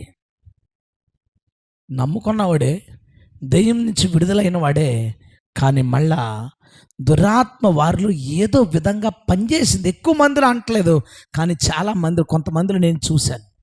నేను మీకు ఒక మాట చెప్తాను, మిమ్మల్ని మీరు పరిశీలన చేసుకోవడానికి. చీటికి మాటికి ఊరికినే కోపం వచ్చేసి పదే పదే మనసంతా ఆందోళనగా ఉండి అదే బుర్రలో తిరిగిపోతూ గందరగోళంగా నువ్వు ప్రవర్తిస్తుంటే, దాని గురించి నువ్వు చాలా ఉద్రేకం అయిపోతున్నావు అంటే అది నీలో ఈవిల్ స్పిరిట్ ప్రభావం, దురాత్మ నీ మీద పనిచేస్తుంది. గుర్తుపట్టు. నీ మనసుకున్న వ్యాధి ఏంటో తెలుసా? అది ఎల్లప్పుడూ తలుపు తీసి దురాత్మకి ఆహ్వానం పలుకుతూనే ఉంటుంది. ఎప్పుడు అదే పని మీద ఉంటుంది. అది ఎప్పుడు అవకాశం ఉంటే అప్పుడు ఆ దురాత్మని లోపలికి ఆహ్వానిస్తుంది, లేదా కనీసం ప్రేరేపణల కన్నా లోనైపోయేలాగా చేస్తుంది. జాగ్రత్త, నువ్వు అబ్జర్వ్ చేసుకో. నీ మనసు ఆందోళనగా ఉంటుందంటే నెమ్మది లేదు, ప్రశాంతత లేదు, చాలా గందరగోళం అవుతున్నావు ఆయా సందర్భాల్లో అంటే 100% అది దయ్యం. అది దయ్యం పనిచేస్తుంది మీద, దయ్యం నీలో పనిచేస్తుంది. దృష్టి పెట్టి దాని మీద. నీలో అలాంటి సమస్య ఉంటే నువ్వు ప్రార్థన చేయి దాని గురించి, లేదా నీ సేవకుల దగ్గరికి వెళ్ళి, ప్రభు ఇంకో ఇలాంటి పరిస్థితి ఉందండి, నాకు చాలా గందరగోళంగా, ఆందోళనగా, కంగారుగా, ఆ ప్రాబ్లంని చాలా పెద్దగా చూసి, చాలా విపరీతంగా చూసి ఇలా అయిపోతున్నాను. జాగ్రత్త. కొంతమందికి ఆ మనసు యొక్క ఆలోచనలో ఎన్ని అనుమానాలండి, చీటికి మాటికి అన్ని అనుమానాలే. ఆ కూరగాయలు అతను రెగ్యులర్గా వస్తాడు, ఇప్పుడు కూరగాయలు ఇచ్చాడు, అమ్మ బాగున్నారా అని అడిగితే బాగున్నాను అన్నదనుకో, ఆడి దగ్గర నవ్వుతే ఎందుకు మాట్లాడావు అంటాడు. బాగున్నావు అంటే కుళ్ళిపోయామని చెప్తారు, ఎవరన్నా బాగున్నామని చెప్తారు, ఏం చెప్తారు? అంటే మనిషి మనసు ఎంత చెడ్డది, దానికి అలాంటి వ్యాధి ఉంది. ఇక ప్రతి చిన్న దానికి అయ్యి బాబోయ్, కొంతమంది ఆడవాళ్ళు ఉంటారండి, అమ్మ బాబోయ్ అస్సలు దారుణం అంటే ఇంకా దారుణం, ఇంకా మామూలు దారుణం కాదు. అలా వీధిలో వెళతా అలా వెళ్ళిపోయాడు, ఈవిడ ఎలా పోయింది, అయిపోయింది సాయంత్రం, ఆవిడ గురించే కదా ఇల్లు, ఏం సైకి చేసింది ఏంటి నీకు, ఇంకా మొదలెడతా. జాగ్రత్త, అది నీ మనసుకున్న వ్యాధి, నీ ఆలోచనలు నీ స్వాధీనంలో లేవు. It's a mental disorder. నీ మనసుకున్న వ్యాధి, అది నీ స్వాధీనంలో ఉండలేదు. ఆ తర్వాత అంటది, లేదంటే మీరు చాలా మంచోరు నాకు తెలుసు, కానీ ఎందుకు అలా ప్రవర్తిస్తుంది, ఇప్పుడు చెప్తాను, నీకు వ్యాధి ఉంది కాబట్టి. పురుషులైన స్త్రీని నీకు వ్యాధి ఉంది కాబట్టి నువ్వు అలా ప్రవర్తించావు. ఒక రీజన్ లేకుండా, ఒక సరైన సందర్భం లేకుండా, ఒక సరైన ఆధారం లేకుండా చిన్నదానికి పెద్దదానికి అనుమానించి పీడిస్తున్నారంటే అది వ్యాధి. నీ మనసు చెడ్డది, నీ మనసుకి ఆ జబ్బు ఉంది. లోపల ఉన్నవి కక్కేయడం, ఇంకా బయట ఉన్నవి చూస్తే వాటిని చేసేయాలి, వాటిని వినేయాలనే ఒక ఇచ్చింగ్ కలిగి ఉండడం, ఆలోచనలు కంట్రోల్ అవ్వకపోవడం, ఈవిల్ స్పిరిట్ చేత నడిపించబడడం, అతిగా ఆలోచించడం, అతిగా అనుమానించడం, ఇవన్నీ ఏంటో తెలుసా? నీ మనసుకున్న వ్యాధి యొక్క లక్షణాలు. ఇవి వ్యాపిస్తాయి. అందుకే దేవుడు ఏమన్నాడో తెలుసా? దుష్ట సాంగత్యము మంచి నడవడి చెరుపును. చెడ్డోళ్ళతో తిరిగితే మంచోడు కూడా ఏమవుతాడట? చెడ్డోడైపోతాడు. నాకు అర్థమన్న విషయం అండి. దేవుడు ఉన్నాడు పరలోకంలో, ఈ సాతానుగాడు ఏం చెప్పుంటాడు దేవదూతలకి? మీరు ఇప్పుడు పాటలు పాడడం తప్ప మీ బతుకేమి లేదురా బాబు, నన్ను కనుక సింహాసనం ఎక్కించారంటే మీకు బోల్డని పథకాలు ఇస్తాం, ఉచిత పథకాలు, ఆ ఉచిత పథకాలతో హ్యాపీగా బతకొచ్చు అని చెప్పుంటాడు. అందుకే రివర్స్ అయిపోయారు వీళ్ళందరూ దేవునికి. సరే, బాగానే ఉంది. దేవుడు పాతాళానికి తోసాడు. పాతాళంలో ఏంటి? కటిక పాశముల చేత తీర్పు కొరకు బంధించబడినప్పుడు ఎందుకంటే సాతాను మీద తిరగబడలేదు అయ్యి. కొంతకాలానికి దేవుడి మీద తిరగబడిన అవి కూడా ఏదో ఒకరోజు సాతాను మీద అదన్నావు, ఇదన్నావు, పథకాలు అన్నావు, డబ్బులు అన్నావు. ఏంట్రా బాబు పరిస్థితి ఇలాగ అయిపోయింది, జీవితం పాతాళంలో పడ్డాము, మాకు నువ్వు వద్దు, మాకు దేవుడు కావాలని తిరగబడాలి కదా. ఎందుకు తిరగబడలేదు? ఎప్పుడైనా సరే మనిషి మంచి మీద తిరగబడతాడేమో కొన్ని రోజులు, కానీ చెడ్డ మీద తిరగబడ్డాం. ఎందుకు చెడ్డ మీద తిరగబడ్డంటే ఆడుకున్న వ్యాధి ఎలాంటిది? అంటే మనసుగా వ్యాధి ఉండడం వలన చెడ్డ మీద తిరగబడ్డాడు. చెడ్డను వ్యతిరేకించడం వాడు. చెడ్డ ఎక్కువైపోతుంటే వద్దని అంటాడు అంతే తప్ప దాన్ని వ్యతిరేకించడు. చెడ్డని ఘోరమైన వ్యాధి కలిగింది. ఎప్పుడైతే ఈ వ్యాధి కలిగిన వాళ్ళతో తిరుగుతామో ఆటోమేటిక్గా ఆ వ్యాధి మనలోకి వ్యాపిస్తుంది. ఇప్పుడు ఈ వ్యాధిని ఎలా పోగొట్టుకోవాలి? అంతే కదా. మనందరికీ వ్యాధి ఉందన్నప్పుడు నేను ఒప్పుకున్నాను 100%. నేను ఆ వ్యాధి కలిగి ఉన్నవాడిని 100% అంటే అర్థం అన్నీ ఉన్నాయని కాదు, ఆ వ్యాధి ఉందన్నమాట 100% అని చెప్తున్నాను. మీరు వ్యాధి ఉన్న అందరూ నాకు ఆ వ్యాధి ఉందన్న వాళ్ళు చేయి చూపించండి. ఏం సిగ్గుపడద్దు, నేనే సిగ్గుపడకపోతే మీకెందుకు? కొంతమంది చెయ్యి ఎత్తలేదంటే అర్థం ఏంటంటే మనసు చేత ఇంకా మోసపోతున్నారు. నువ్వు పర్ఫెక్ట్ ఎత్తగా, అది ఎవడ నువ్వు పర్ఫెక్ట్, నువ్వు ఎత్తకు, అస్సలు చేయెత్తకు. ఘోరమైన వ్యాధి వెళ్తాయి. ఇప్పుడు దీని నుంచి ఎలా విడుదలవుతాం? ఫస్ట్ థింగ్ ఏంటంటే, ప్రభువా నన్ను దీని నుంచి విడుదల చేయని ప్రార్థన చేయి. ఎప్పుడు మనం ప్రభువా నాకు కాలు నొప్పి తగ్గించు, ప్రభు పలానా వాళ్ళకి ఏదైనా ఇబ్బంది ఉందంటే తొలగించు, ప్రభు ఇదిగో ఆ తాగుబోతులు వ్యభిచారాలు మార్చని అడుగుతున్నాం, బాగానే ఉంది. కానీ దానికన్నా ముందు మనం అడగాల్సింది ఏంటో తెలుసా? ప్రభువా నేను ఈ వ్యాధితో బాధపడుతున్నాను, నన్ను బాగు చేయి. హల్లెలూయా.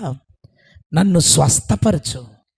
అన్నిటికన్నా మోసకరమైన దాంతో బతుకుతున్నాను, అన్నిటికన్నా ఘోరమైన వ్యాధి కలిగింది నాలోనే ఉండి అంతకంతకు ముదిరిపోతుంది.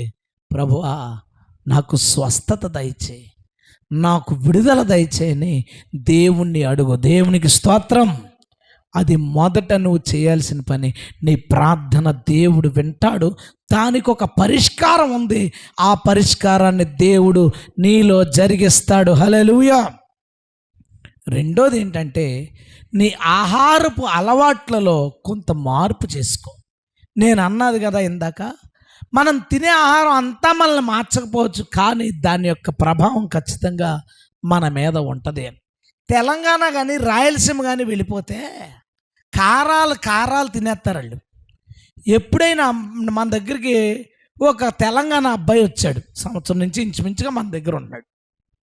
వాడి ప్రారంభంలో ఏమైనా జోకేసామనుకో అసలు నవ్వివాడు కాదు, ఇంత నవ్వివాడు. నేను నవరా బాబు అంటే నవ్వినా అనేవాడు. నవ్వాడండి, మనకు తెలియదు. మనమేమో ఏదన్నా జోకేసినప్పుడు మన వాళ్ళేమో కడుపు నొప్పి వచ్చేది, బాబోయే కడుపు నొప్పి వచ్చేది, ఆడేమో నవ్వినా, అంతే అయిపోయింది. ఈ మధ్యన నవ్వుతున్నాడు, జోకులు వేస్తున్నాడు. దానికి కారణం ఏంటంటే పాప సంవత్సరం నుంచి కారం తగ్గిపోయింది కుర్రోడికి. కొంత మైండ్ జోకులకి రెస్పాండ్ అవ్వడం, నవ్వడం, కొంత ప్రశాంతంగా ఉండడం. నిజం ఇది. మనం తినే ఆహారం ఖచ్చితంగా మన మీద ప్రభావం చూపిస్తుంది. బైబిల్లోంచి రిఫరెన్స్ అంటే చూపించకూడదు. అది నేను ఇప్పుడు చూపించచ్చు, కానీ ఇంతకుముందు చూపించకూడదు. సామెతల గ్రంథం చాలామందికి నచ్చదు, కానీ మరి దేవుడు చెప్పాడంటే మరి నిజమే కదా. సామెతల గ్రంథం 23వ అధ్యాయం 20వ వచనం, ద్రాక్షారసం తాగువారితోనైనను మాంసము హెచ్చుగా తినువారితోనైనను సహవాసం చేయకు. తాగేవాడితో సహవాసం చేయొద్దంటే వెరీ గుడ్. ఆడు ఫుల్గా ఎక్కువ ద్రాక్షారసం తాగితే కిక్ ఎక్కుతుంది. ఆడు రకరకాల మాటలు మాట్లాడతాడు, ఎవరితో గొడవకి వెళ్తాడు, ఆడు కూడా తిరిగితే గొడవలో నువ్వు పడతావు, చాలా తలనొప్పులు ఉంటాయి. ఈడేం చేశాడు? మధ్యలో మాంసం తినేవాడు ఏం చేశాడు? మాంసము హెచ్చుగా తినువానితో, అంటే మాంసం తినొద్దు అంటలేదు అక్కడ. ఏమన్నాడు? హెచ్చుగా తినొద్దు అంట. హెచ్చుగా ఎందుకు తినకూడదంటే మాంసంలో సమస్య కాదు. కొంతమంది అడవిలో ఉండేవాళ్ళు, తర్వాత ఏజెన్సీ వాళ్ళు ప్రతిరోజు మాంసం తినేవాళ్ళు ఉంటారు. హెచ్చుగా తినొద్దని ఎందుకన్నాడంటే, మనం మాంసాన్ని వండేటప్పుడు దాంట్లో ఇంత మసాలాలు, ఇంత కారాలు, ఇంత ఉప్పులు ఇవన్నీ వేయకపోతే చికెన్ ఏంటి ఇలాగ వండావు, కూరగాయల కూరలాగా అంటాడు. దాంట్లో అన్ని మసాలాలు తట్టించినప్పుడు అవన్నీ కడుపులోకి వెళ్ళి మంట కాదు, నరాలను శుభ్రంగా రేచి చేసి చిన్న గొడవ అయితే సర్రమని లెగుతావు. ఎక్కువగా తింటే ఎక్కువ కోపాలు, ఆవేశాలు, ఎక్కువ ఇరిటేషన్లు, విసుగులు కలుగుతాయి. మాట్లాడితే సీటికి మాటికి జొమాటో పెట్టుకుని ఏం తెప్పించుకుంటున్నావు తెలుసా? ఏం తెచ్చు బయట నాన్న మావాడు అంటాడు, నాన్న చాలా రోజులు అయిందన్న చికెన్ తిని, ఏదో ఒకటి చేయి నాన్న అంటాడు. చాలా రోజులు అంటే ఎన్నో 3 రోజులు 4 రోజులు అయ్యి ఉండొచ్చు. మేము తినపోయినా ఎత్తగా ఏదో మూల నుంచి రాగేస్తాడు. మేము మ్యాక్సిమం మానేసాం, చాలా తక్కువ. ఇంతకుముందు ఎక్కువ తినేవాడు. నేను ఎక్కువ తినేటప్పుడు మా ఫ్రెండ్ ఒకటి ఉండేవాడు, నాకు ముళ్ళు ఇప్పుడు లేడు ఆడు నా దగ్గర. అనేవాడు, మామ నీతో ఫ్రెండ్షిప్ చేయొద్దని బైబిల్లో ఉంది తెలుసా, నువ్వు ఆ వచ్చిన ఎత్తావంటే మాత్రం ఊరుకోననివ్వండి. మాంసం హెచ్చుగా తినివాడితో సావాసం చేయొద్దంటే దుష్ట సావాసం మంచిరాడిని చేర్పిననే కదా. అంటే మాంసం తింటే దుష్టుడు అవడు. ఎక్కువ తిన్నప్పుడు దాని ప్రభావం వాళ్ళలో ఉంటుంది. నువ్వు గమనించు. ఎక్కువ మాంసం తినే వాళ్ళలో ఎక్కువ వైలెన్స్ ఉంటుంది. సెన్సిటివిటీ ఉండదు, సాఫ్ట్నెస్ ఉండదు, కొంత హార్డ్గా ఉంటారు. ఒకంత హార్డ్గా ఉంటారు. బహుశా తిన్నోళ్ళు హార్డ్గా ఉన్నారంటే అది నేను దాని గురించి మాట్లాడలేదు. తినేవాళ్ళ మాత్రం కొంత సెన్సిటివిటీ తగ్గుతుంది. గొడవ అయ్యేటప్పుడు ఏదన్నా సరైన పదరా తెలుసుకుందాం అంటాడు, కానీ పప్పులు తినేవాడు ఉంటాడే, ఇక్కడ మనం ఎందుకురా బాబు అనుకుంటాడు. తేడా ఉంది. అందుకే దేవుడు రాయించాడు, ఎవడైతే చీటికి మాటికి చూడండి, చర్చిలో ఫంక్షన్ అయితే ఏంటి బంగాళదుంప కూర అంటే పాస్టమ్ గారు అరే ఉందరా బాబు అందులో తినొద్దని. మేము బడ్జెట్ గురించి ఉండొచ్చు, కానీ అది బైబిల్లో ఉంది. స్తోత్రం. తక్కువ తినండి. ఈ విలేజ్లో ఎక్కువ వీళ్ళకి అలవాట్లు ఎక్కువైపోయినాయి. వారానికి ఒకసారి పోనే ఏదో ఆదివారం తినేసి వచ్చేసి ఉంటారు, ఏం బాధపడకండి. లేదా రాత్రికి దాచుకుని ఉంటారు. ఈరోజు కొడితే కొట్టండి, కానీ చాలా జాగ్రత్త, తగ్గించండి. బైబిల్లో అన్నమాట. ఎక్కువ తినద్దు, ఎక్కువ మాంసం తినద్దు. ఎక్కువ మంది పాస్టర్లో బాబా పాస్టర్ గారి జోలికి వెళ్తే చాలా సీరియస్. ఎందుకంటారు చెప్పనా, వారానికి 5 రోజులు అన్నా సరే నాన్ వెజ్ తింటారు వాళ్ళు. ఏ మీటింగ్లకు వెళ్ళినా వెజ్ కానీ పెట్టారా ఇలా చూస్తారు కింద నుంచి మీదకి. నన్ను కానీ అడిగారు అనుకోండి, ఏమనమంటారు, బాబు ఏదన్నా వెజిటేబుల్ కర్రీ ఉంటే పెట్టండి అని అడుగుతాను. ఎందుకంటే నాకు దీన్ని పాటించాలని కాదు, కానీ నాకు అర్థమైంది మనలోకి ఎక్కువ వెళ్ళే కొద్దీ అవి ఎంతో కొంత ప్రభావం మన మీద చూపిస్తాయి. కాబట్టి కొంచెం మీ ఆహారపు అలవాట్లని కొద్దిగా మార్చుకోండి. నాలుగు లాగేస్తుంది, నాలుగు పీకేస్తుంది. ఎందుకు పీకేస్తుంది అంటే నీకు ఆ వ్యాధి ఉంది. అది ఏం చేస్తుందో తెలుసా, సాటిస్ఫాక్షన్. నువ్వు రేజ్ అవ్వాలంటే, నువ్వు గొడవ పడాలంటే, నువ్వు కోప్పడాలంటే, నువ్వు ఆవేశపడాలంటే, నువ్వు వీక్ అయిపోవాలంటే, నువ్వు ఎమోషన్ అయిపోవాలంటే రా తిను ఆడతా. అందుకే నువ్వేం చేస్తావు తెలుసా, నోరుమాయ్, నీకు నాకు గొడవ, నువ్వు ఘోరం, నువ్వు మోసకరమైన దానివని గ్రహించాను. నేను గ్రహించలేను అనుకున్నావు నేను గ్రహించాను. నువ్వు అన్నిటికన్నా మోసకరమైనదని నోరుముయి అని దాన్ని కంట్రోల్లో పెడదామా? ఆమె చెప్తారా?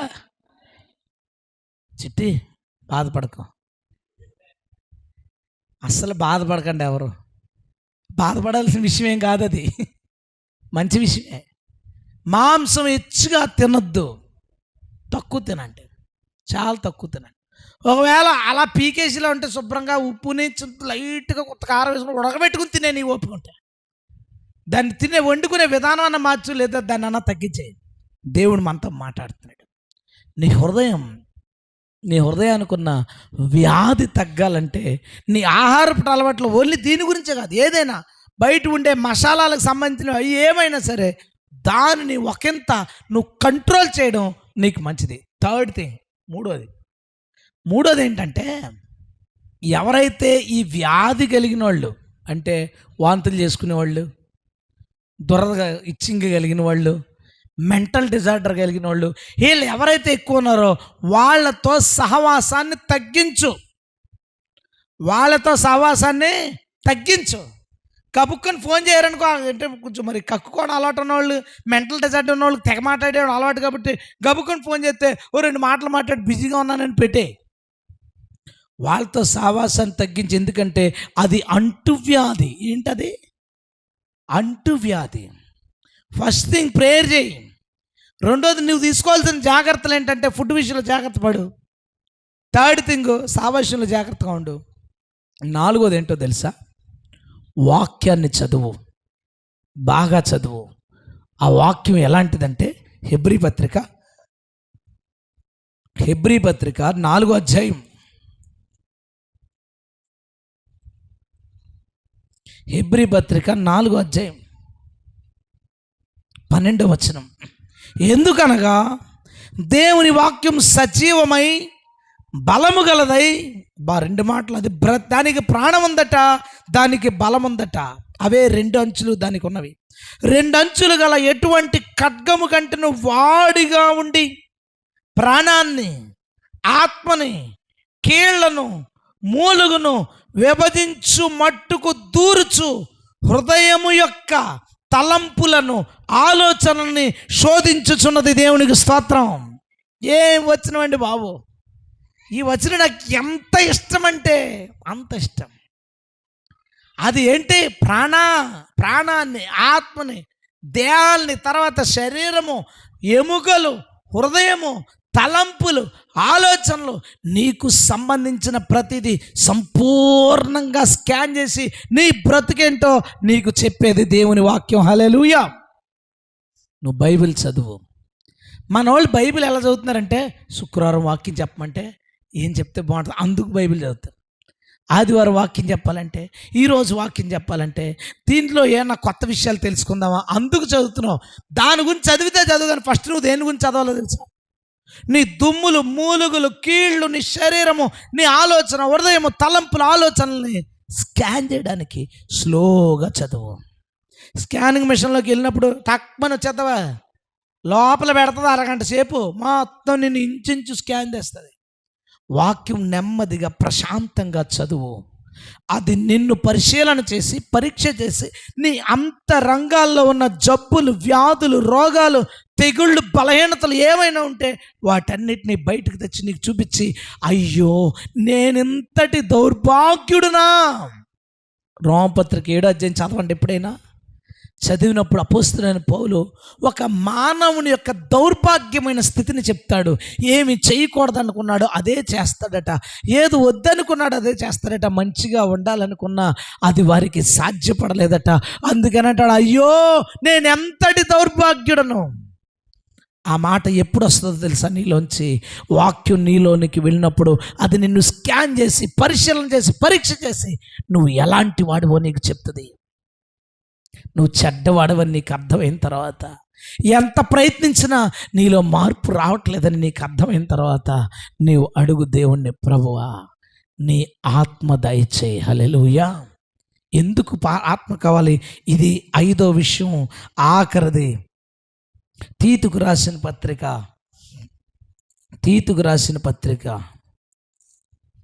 3వ అధ్యాయం 5వ వచనం నుంచి, మనము నీతిని అనుసరించి చేసే క్రియల మూలంగా కాక తన కనికరము చొప్పుననే పునర్జన్మ సంబంధమైన స్నానము ద్వారాను, 2వ మాట అండి, పరిశుద్ధాత్మ మనకు నూతన స్వభావము కలగజేయటం వలన రక్షించబడుతున్నాం. గట్టి స్తోత్రం చెప్దామా? పరిశుద్ధాత్ముడు మనకేం చేస్తాడో తెలుసా? నూతన స్వభావాన్ని కలగజేస్తాడు. మారు మనస్సు అంటే పాత మనస్సుని మార్చుకోవడం, బాగు చేసుకోవడం కాదు. పాత మనసులో ఉన్న విషయాల్ని మార్చుకోవడం కాదు, పాత మనసునే మార్చేయడమే. పరిశుద్ధాత్మ మనకు నవీన స్వభావం కలగజేస్తాడట. పాత నిబంధనలు అంటాడు కదా యెహెజ్కేలులో, నేను వారికి కొత్త మనస్సు కలగజేతును. హల్లెలూయా. నేను ముందు నుంచి చెప్తాను కదా, ఇది మనకున్న మనసు అన్క్యూరబుల్ డిసీజ్ ఉంది. దీనికి ఇది తగ్గని వ్యాధి కలిగింది. అందుకే మనం దీన్ని బాగు చేయడానికి ప్రయత్నించినంతకాలం ఇది బాగుపడలేదు. ఇప్పుడు నువ్వేం చేయాలో తెలుసా? కొత్త మనసుకు అప్లికేషన్ పెట్టి దేవునికి స్తోత్రం. కొత్త మనసు ఇచ్చే, ఎందుకంటే ఇది బాగుపడదు. ఇది బాగుపడదు.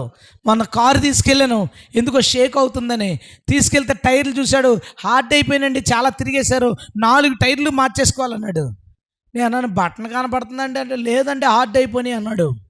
మరి ఇప్పుడు ఈ ప్రమాదం ఏం జరుగుతుంది దీనివల్ల అంటే, మీరు లాంగ్లో వెళ్ళకండి, ఎప్పుడైనా వెళ్తే దారిలో టైర్ దన్ అని వెళ్ళిపోద్ది అన్నాడు. ఎప్పుడు మార్చుకోవాలి? అర్జెంటుగా రేపు వచ్చండి అన్నాడు. 20 రోజులు అయింది, ఇంకో 20 రోజులు పడుతుంది నేను వెళ్ళడానికి. అది పేలదనుకోండి. కానీ దానికి వచ్చిన జబ్బు ఏంటో తెలుసా? అన్క్యూరబుల్. ప్యాచ్ పడింది అనుకోండి, ప్యాచ్ చేసుకోవచ్చు. గాలి పోయింది అనుకోండి, గాలి పెట్టుకోవచ్చు, అవి క్యూరబుల్. కానీ హార్డ్ అయిపోయింది అనుకోండి, అది అన్క్యూరబుల్, మార్చేసుకోవాలి. నీ మనసుకి నా మనసుకున్న వ్యాధి ఏంటో తెలుసా? తగ్గనది. దానికి ఉన్న ఒకే ఒక్క పరిష్కారం కొత్త మనసు. దాన్ని అడుగుదాం, ప్రభువా నాకు నూతన మనసు దయచే. హల్లెలూయా. పరిశుద్ధాత్మట మనకి నూతన మనసు కలగచేస్తాడట. పరిశుద్ధాత్మట మన స్వభావాన్ని మార్చేస్తాడట. అప్పుడట మన స్వభావం ఎలా ఉంటుందో తెలుసా? ప్రేమ, సంతోషం, సమాధానం, దీర్ఘశాంతము, దయాళుత్వం, మంచితనం, విశ్వాసం, సాత్వికం, ఆశానిగ్రహం గలవారమై క్రీస్తు పోలికలో ఉంటామంట మనం. హల్లెలూయా. అప్పుడు దాకా ఈ డొక్కు మనసు పెట్టుకుని నువ్వు యేసుప్రభులా మారిపోదాం అంటే అది ఊరుకుంటుంది అనుకున్నావు. అది తగ్గే జబ్బు కాదు, అది తగ్గే వ్యాధి కాదు. నేను మారలేకపోతున్నాను, నా వల్ల కావట్లేదు ఎందుకు అంటున్నావు? రాత్రి అండి చివరి ఫినిషింగ్ టచ్ ఇచ్చాడు దేవుడు నాకు. మంగళవారం నాడు అనుకుంటా నాతో దేవుడు ఈ మాట మాట్లాడాడు. మంగళవారం నుంచి నేను నా చుట్టూ ఉన్న చాలామంది మనుషుల స్వభావాల్ని, వాళ్ళ యొక్క మూర్ఖత్వాన్ని, వాళ్ళ కఠినత్వాన్ని, నాకు ఎదురుపడే చాలామంది మనుషులు అన్నీ నాకు చూపిస్తాను. ఇదిగో జబ్బులు, ఇదిగో వ్యాధి. ఎంతోమందిలో నేను చాలా మంచోళ్ళు అనుకున్న వాళ్ళు, చాలా పర్ఫెక్ట్ అనుకున్న వాళ్ళు పెద్ద పెద్ద వ్యాధి లక్షణాలన్నీ చూపిస్తూ ఇదిగో అని చూపిస్తున్నాడు. రాత్రి ఏమైందంటే, బాలాజీ గారు అని ఒక ఆయన ఉంటారు. ఆయన నాకు తెలిసి ఒక 3 సంవత్సరాల నుంచి నన్ను చాలా బాగా పరిశీలన చేస్తున్న వ్యక్తి. నేను బాగా తెలుసు ఆయనకి, నన్ను గమనిస్తున్నాడు ఆయన. 3 సంవత్సరాల నుంచి చెప్పని మాట ఆయన నిన్న రాత్రి నాతో చెప్పాడు. నేను రాత్రి ఎందుకో మేము కలిసినప్పుడు ఆయన మాట్లాడుతూ, అంటే వాళ్ళ అన్నయ్య గారు అమ్మాయి పెళ్లి గురించి నన్ను పిలవడానికి కలిసినప్పుడు మాట్లాడుతూ, మిమ్మల్ని నేను చాలా సంవత్సరాల నుంచి చూస్తున్నానండి, ఎప్పుడైనా మీ దగ్గర ఉన్న వాళ్ళు ఎవరైనా పొరపాటు చేస్తే మీరు అరవరు, మీరు తిట్టరు, మీరు కోపపడడం నేను చూడలేదు. మీకు అసలు కోపం వస్తుందా? మీరు అలసిపోరు, మీరు భయపడరు, మీరు దిగులు పడరు, మీరు కంగారు పడరు, ఇంకా చాలా చెప్పాడు. ఇంకా వద్దు, ఇదే డబ్బా కొట్టినట్టు అనిపిస్తుంది, నాకు మనసుకు ఒప్పుకోవట్లేదు. అన్నీ చెప్తుంటే నేను కాదంటలేదు, లేదంటలేదు, నాతో దేవుడు మాట్లాడుతున్నాడు. కొత్త మనసు కోసం దేవుని స్తోత్రం. నాకు తెలుస్తుంది ఇది నేను కాదు. చివరి మాత్రం ఒకటే మాట నన్ను, దేవుడు నన్ను మార్చాడండి. అతను క్రైస్తవుడు కాదు, ఇష్టం దేవుడు అంటే ఒకటే మాట, దేవుడు నన్ను మార్చాడండి. కానీ ఆ మాట నేను ఎలాగన్నానో తెలియదు. వెళ్తున్నప్పుడు కూడా నా మనసులో పదే తిరుగుతూ, నేను చెప్పాను కదా, కొత్త మనసు అంటే ఆ లక్షణాలు మనకు ఉండవు, ఆ లక్షణాలు మనకి రిపీట్ అవ్వవు, ఆ లక్షణాలు ఎదుటివాడు మనల్ని ఇబ్బంది పరచడం వల్ల ఆ వ్యాధి మనకి అంటుకోవడానికి అవకాశం ఉంటుంది, కానీ మనలోంచి ఆ వ్యాధి బయటికి రాదు. నేను అక్కడి నుంచి క్వశ్చన్ చేసుకుంటున్నాను, ఎవరి విషయాలన్నా నాకు తెలిస్తే నేను దాన్ని ఎవరి దగ్గర చెప్పను. అరే కరెక్టే, నాకు వామిటింగ్స్ లేవు, నాకేమైనా ఎమోషనల్స్, కొంచెం కూల్గా వెళ్ళిపోతున్నాను కారులో. నిన్న 3 కుర్రోళ్ళు స్కూటీ మీద సందులోంచి స్పీడ్గా వచ్చి ఫ్రంట్ వీల్లోకి వచ్చేసారు. నేను వెంటనే ఆపాను, వాడు ఆపాడు, అలా అంటుకుపోయింది బండికి. ఆగితే ఎదరన్నోడు నా ఇంకా సీరియస్గా చూస్తున్నాడు. తప్పు చేసింది వాడు. 3 ఎక్కారు స్కూటీ మీద. అసలు అది ఇంకో పెద్ద తప్పు. నేను అద్దం దింపి, అన్న ఏమన్నా తగిలినాయా అని అడిగాను. వెంటనే వెనకాల, లేదండి ఏం తగలేదండి, పానం ఉన్నామండి, మీరు వెళ్ళిపోండి అన్నాడు. దానికి కారణం అవన్నీ దేవుడు నాకు చూపిస్తాడు. దానికి కారణం ఏంటి? అద్దం దింపి, రే బుద్ధుందా అని అడిగితే, నువ్వెవడరా నాకు చెప్పడానికి అని అన్నాడు. అంటే ఆడు కుర్రాళ్ళు కదా, వాళ్ళు మాట్లాడతారు. అక్కడ కారు మధ్యలో ఆపేసి తనుకుంటాం. మనం రోజు వీధుల్లో అస్తమానం మనం చూస్తుంటాం కదా ఇలాంటివే. వీడు కారు మధ్యలో వదిలేస్తాడు, ఆడి బండి మధ్యలో వదిలేస్తాడు, వీళ్ళిద్దరు రోడ్డు మూలకు పోయి దెబ్బలాడుకుంటారు. వెనకాల నుంచి మనం హార్న్లు కొడతాం, ఏ పక్కకు పోంటాం. ఇదంతా ఎక్కడ ఆగిపోద్దో తెలుసా? ఒక చిన్న నవ్వు దగ్గర, చిన్న క్షమాపణ దగ్గర, చిన్న ప్రశాంతత దగ్గర అవన్నీ ఆగిపోతాయి. హల్లెలూయా. అవన్నీ నాకు చూపిస్తుంటే రైట్, మనం బాగుపడమన్నమాట. పార్ట్ మార్చుకోవాలంతే. స్తోత్రం చెప్దామా? ఇప్పుడు చూడండి, జనరల్గా ప్రాబ్లం వచ్చినప్పుడు కిడ్నీలకి ట్యాబ్లెట్లు వేస్తారా, మందులు ఈ మందులు వేసి కొన్ని రోజులుగా అంటారంటే కొత్తది వేసుకోండి పని అవదంటారు. కొత్త వేసుకోవడమే, ఎవరో ఒకరితో మాట్లాడి తీసేసి అది వేసుకోవడమే. హృదయం అన్నిటికన్నా మోసకరమైంది, అది ఘోరమైన వ్యాధి కలిగినది. దేవుడు నూతన మనస్సు కలగజేస్తేనే దాని నుంచి మనం విడుదలవుతాం. హల్లెలూయా. నూతన మనస్సు అడుగు, ప్రార్థన చేయి. నాకు నవీన స్వభావం కావాలి ప్రభువా, కొత్త మనసు కావాలి. ఇలా ఉండకూడదు, నా స్వభావం ఇలా ఉండకూడదు, నా వ్యక్తిత్వం ఇలా ఉండకూడదు, నా పద్ధతి ఇలా ఉండకూడదు, నా ఆలోచన విధానం ఇలా ఉండకూడదు. నాకు నవీన స్వభావం అని అడుగు. దేవుడు నిజంగా క్రొత్త వ్యక్తులుగా మనల్ని చేస్తాడు. హల్లెలూయా.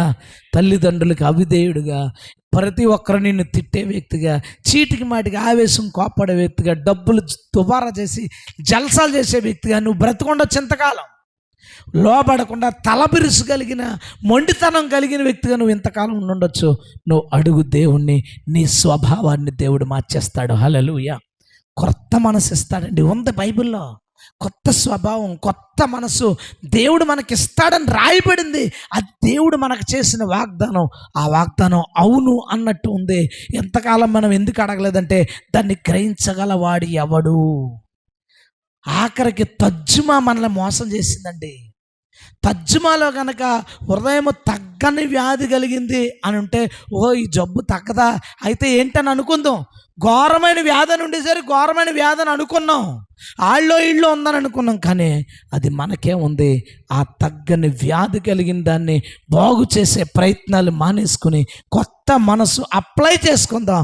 దేవుడు మనకి అనుగ్రహిస్తాడు. హల్లెలూయా. అందరు లేచి నిలబడితే ప్రార్థన చేసుకుందాం.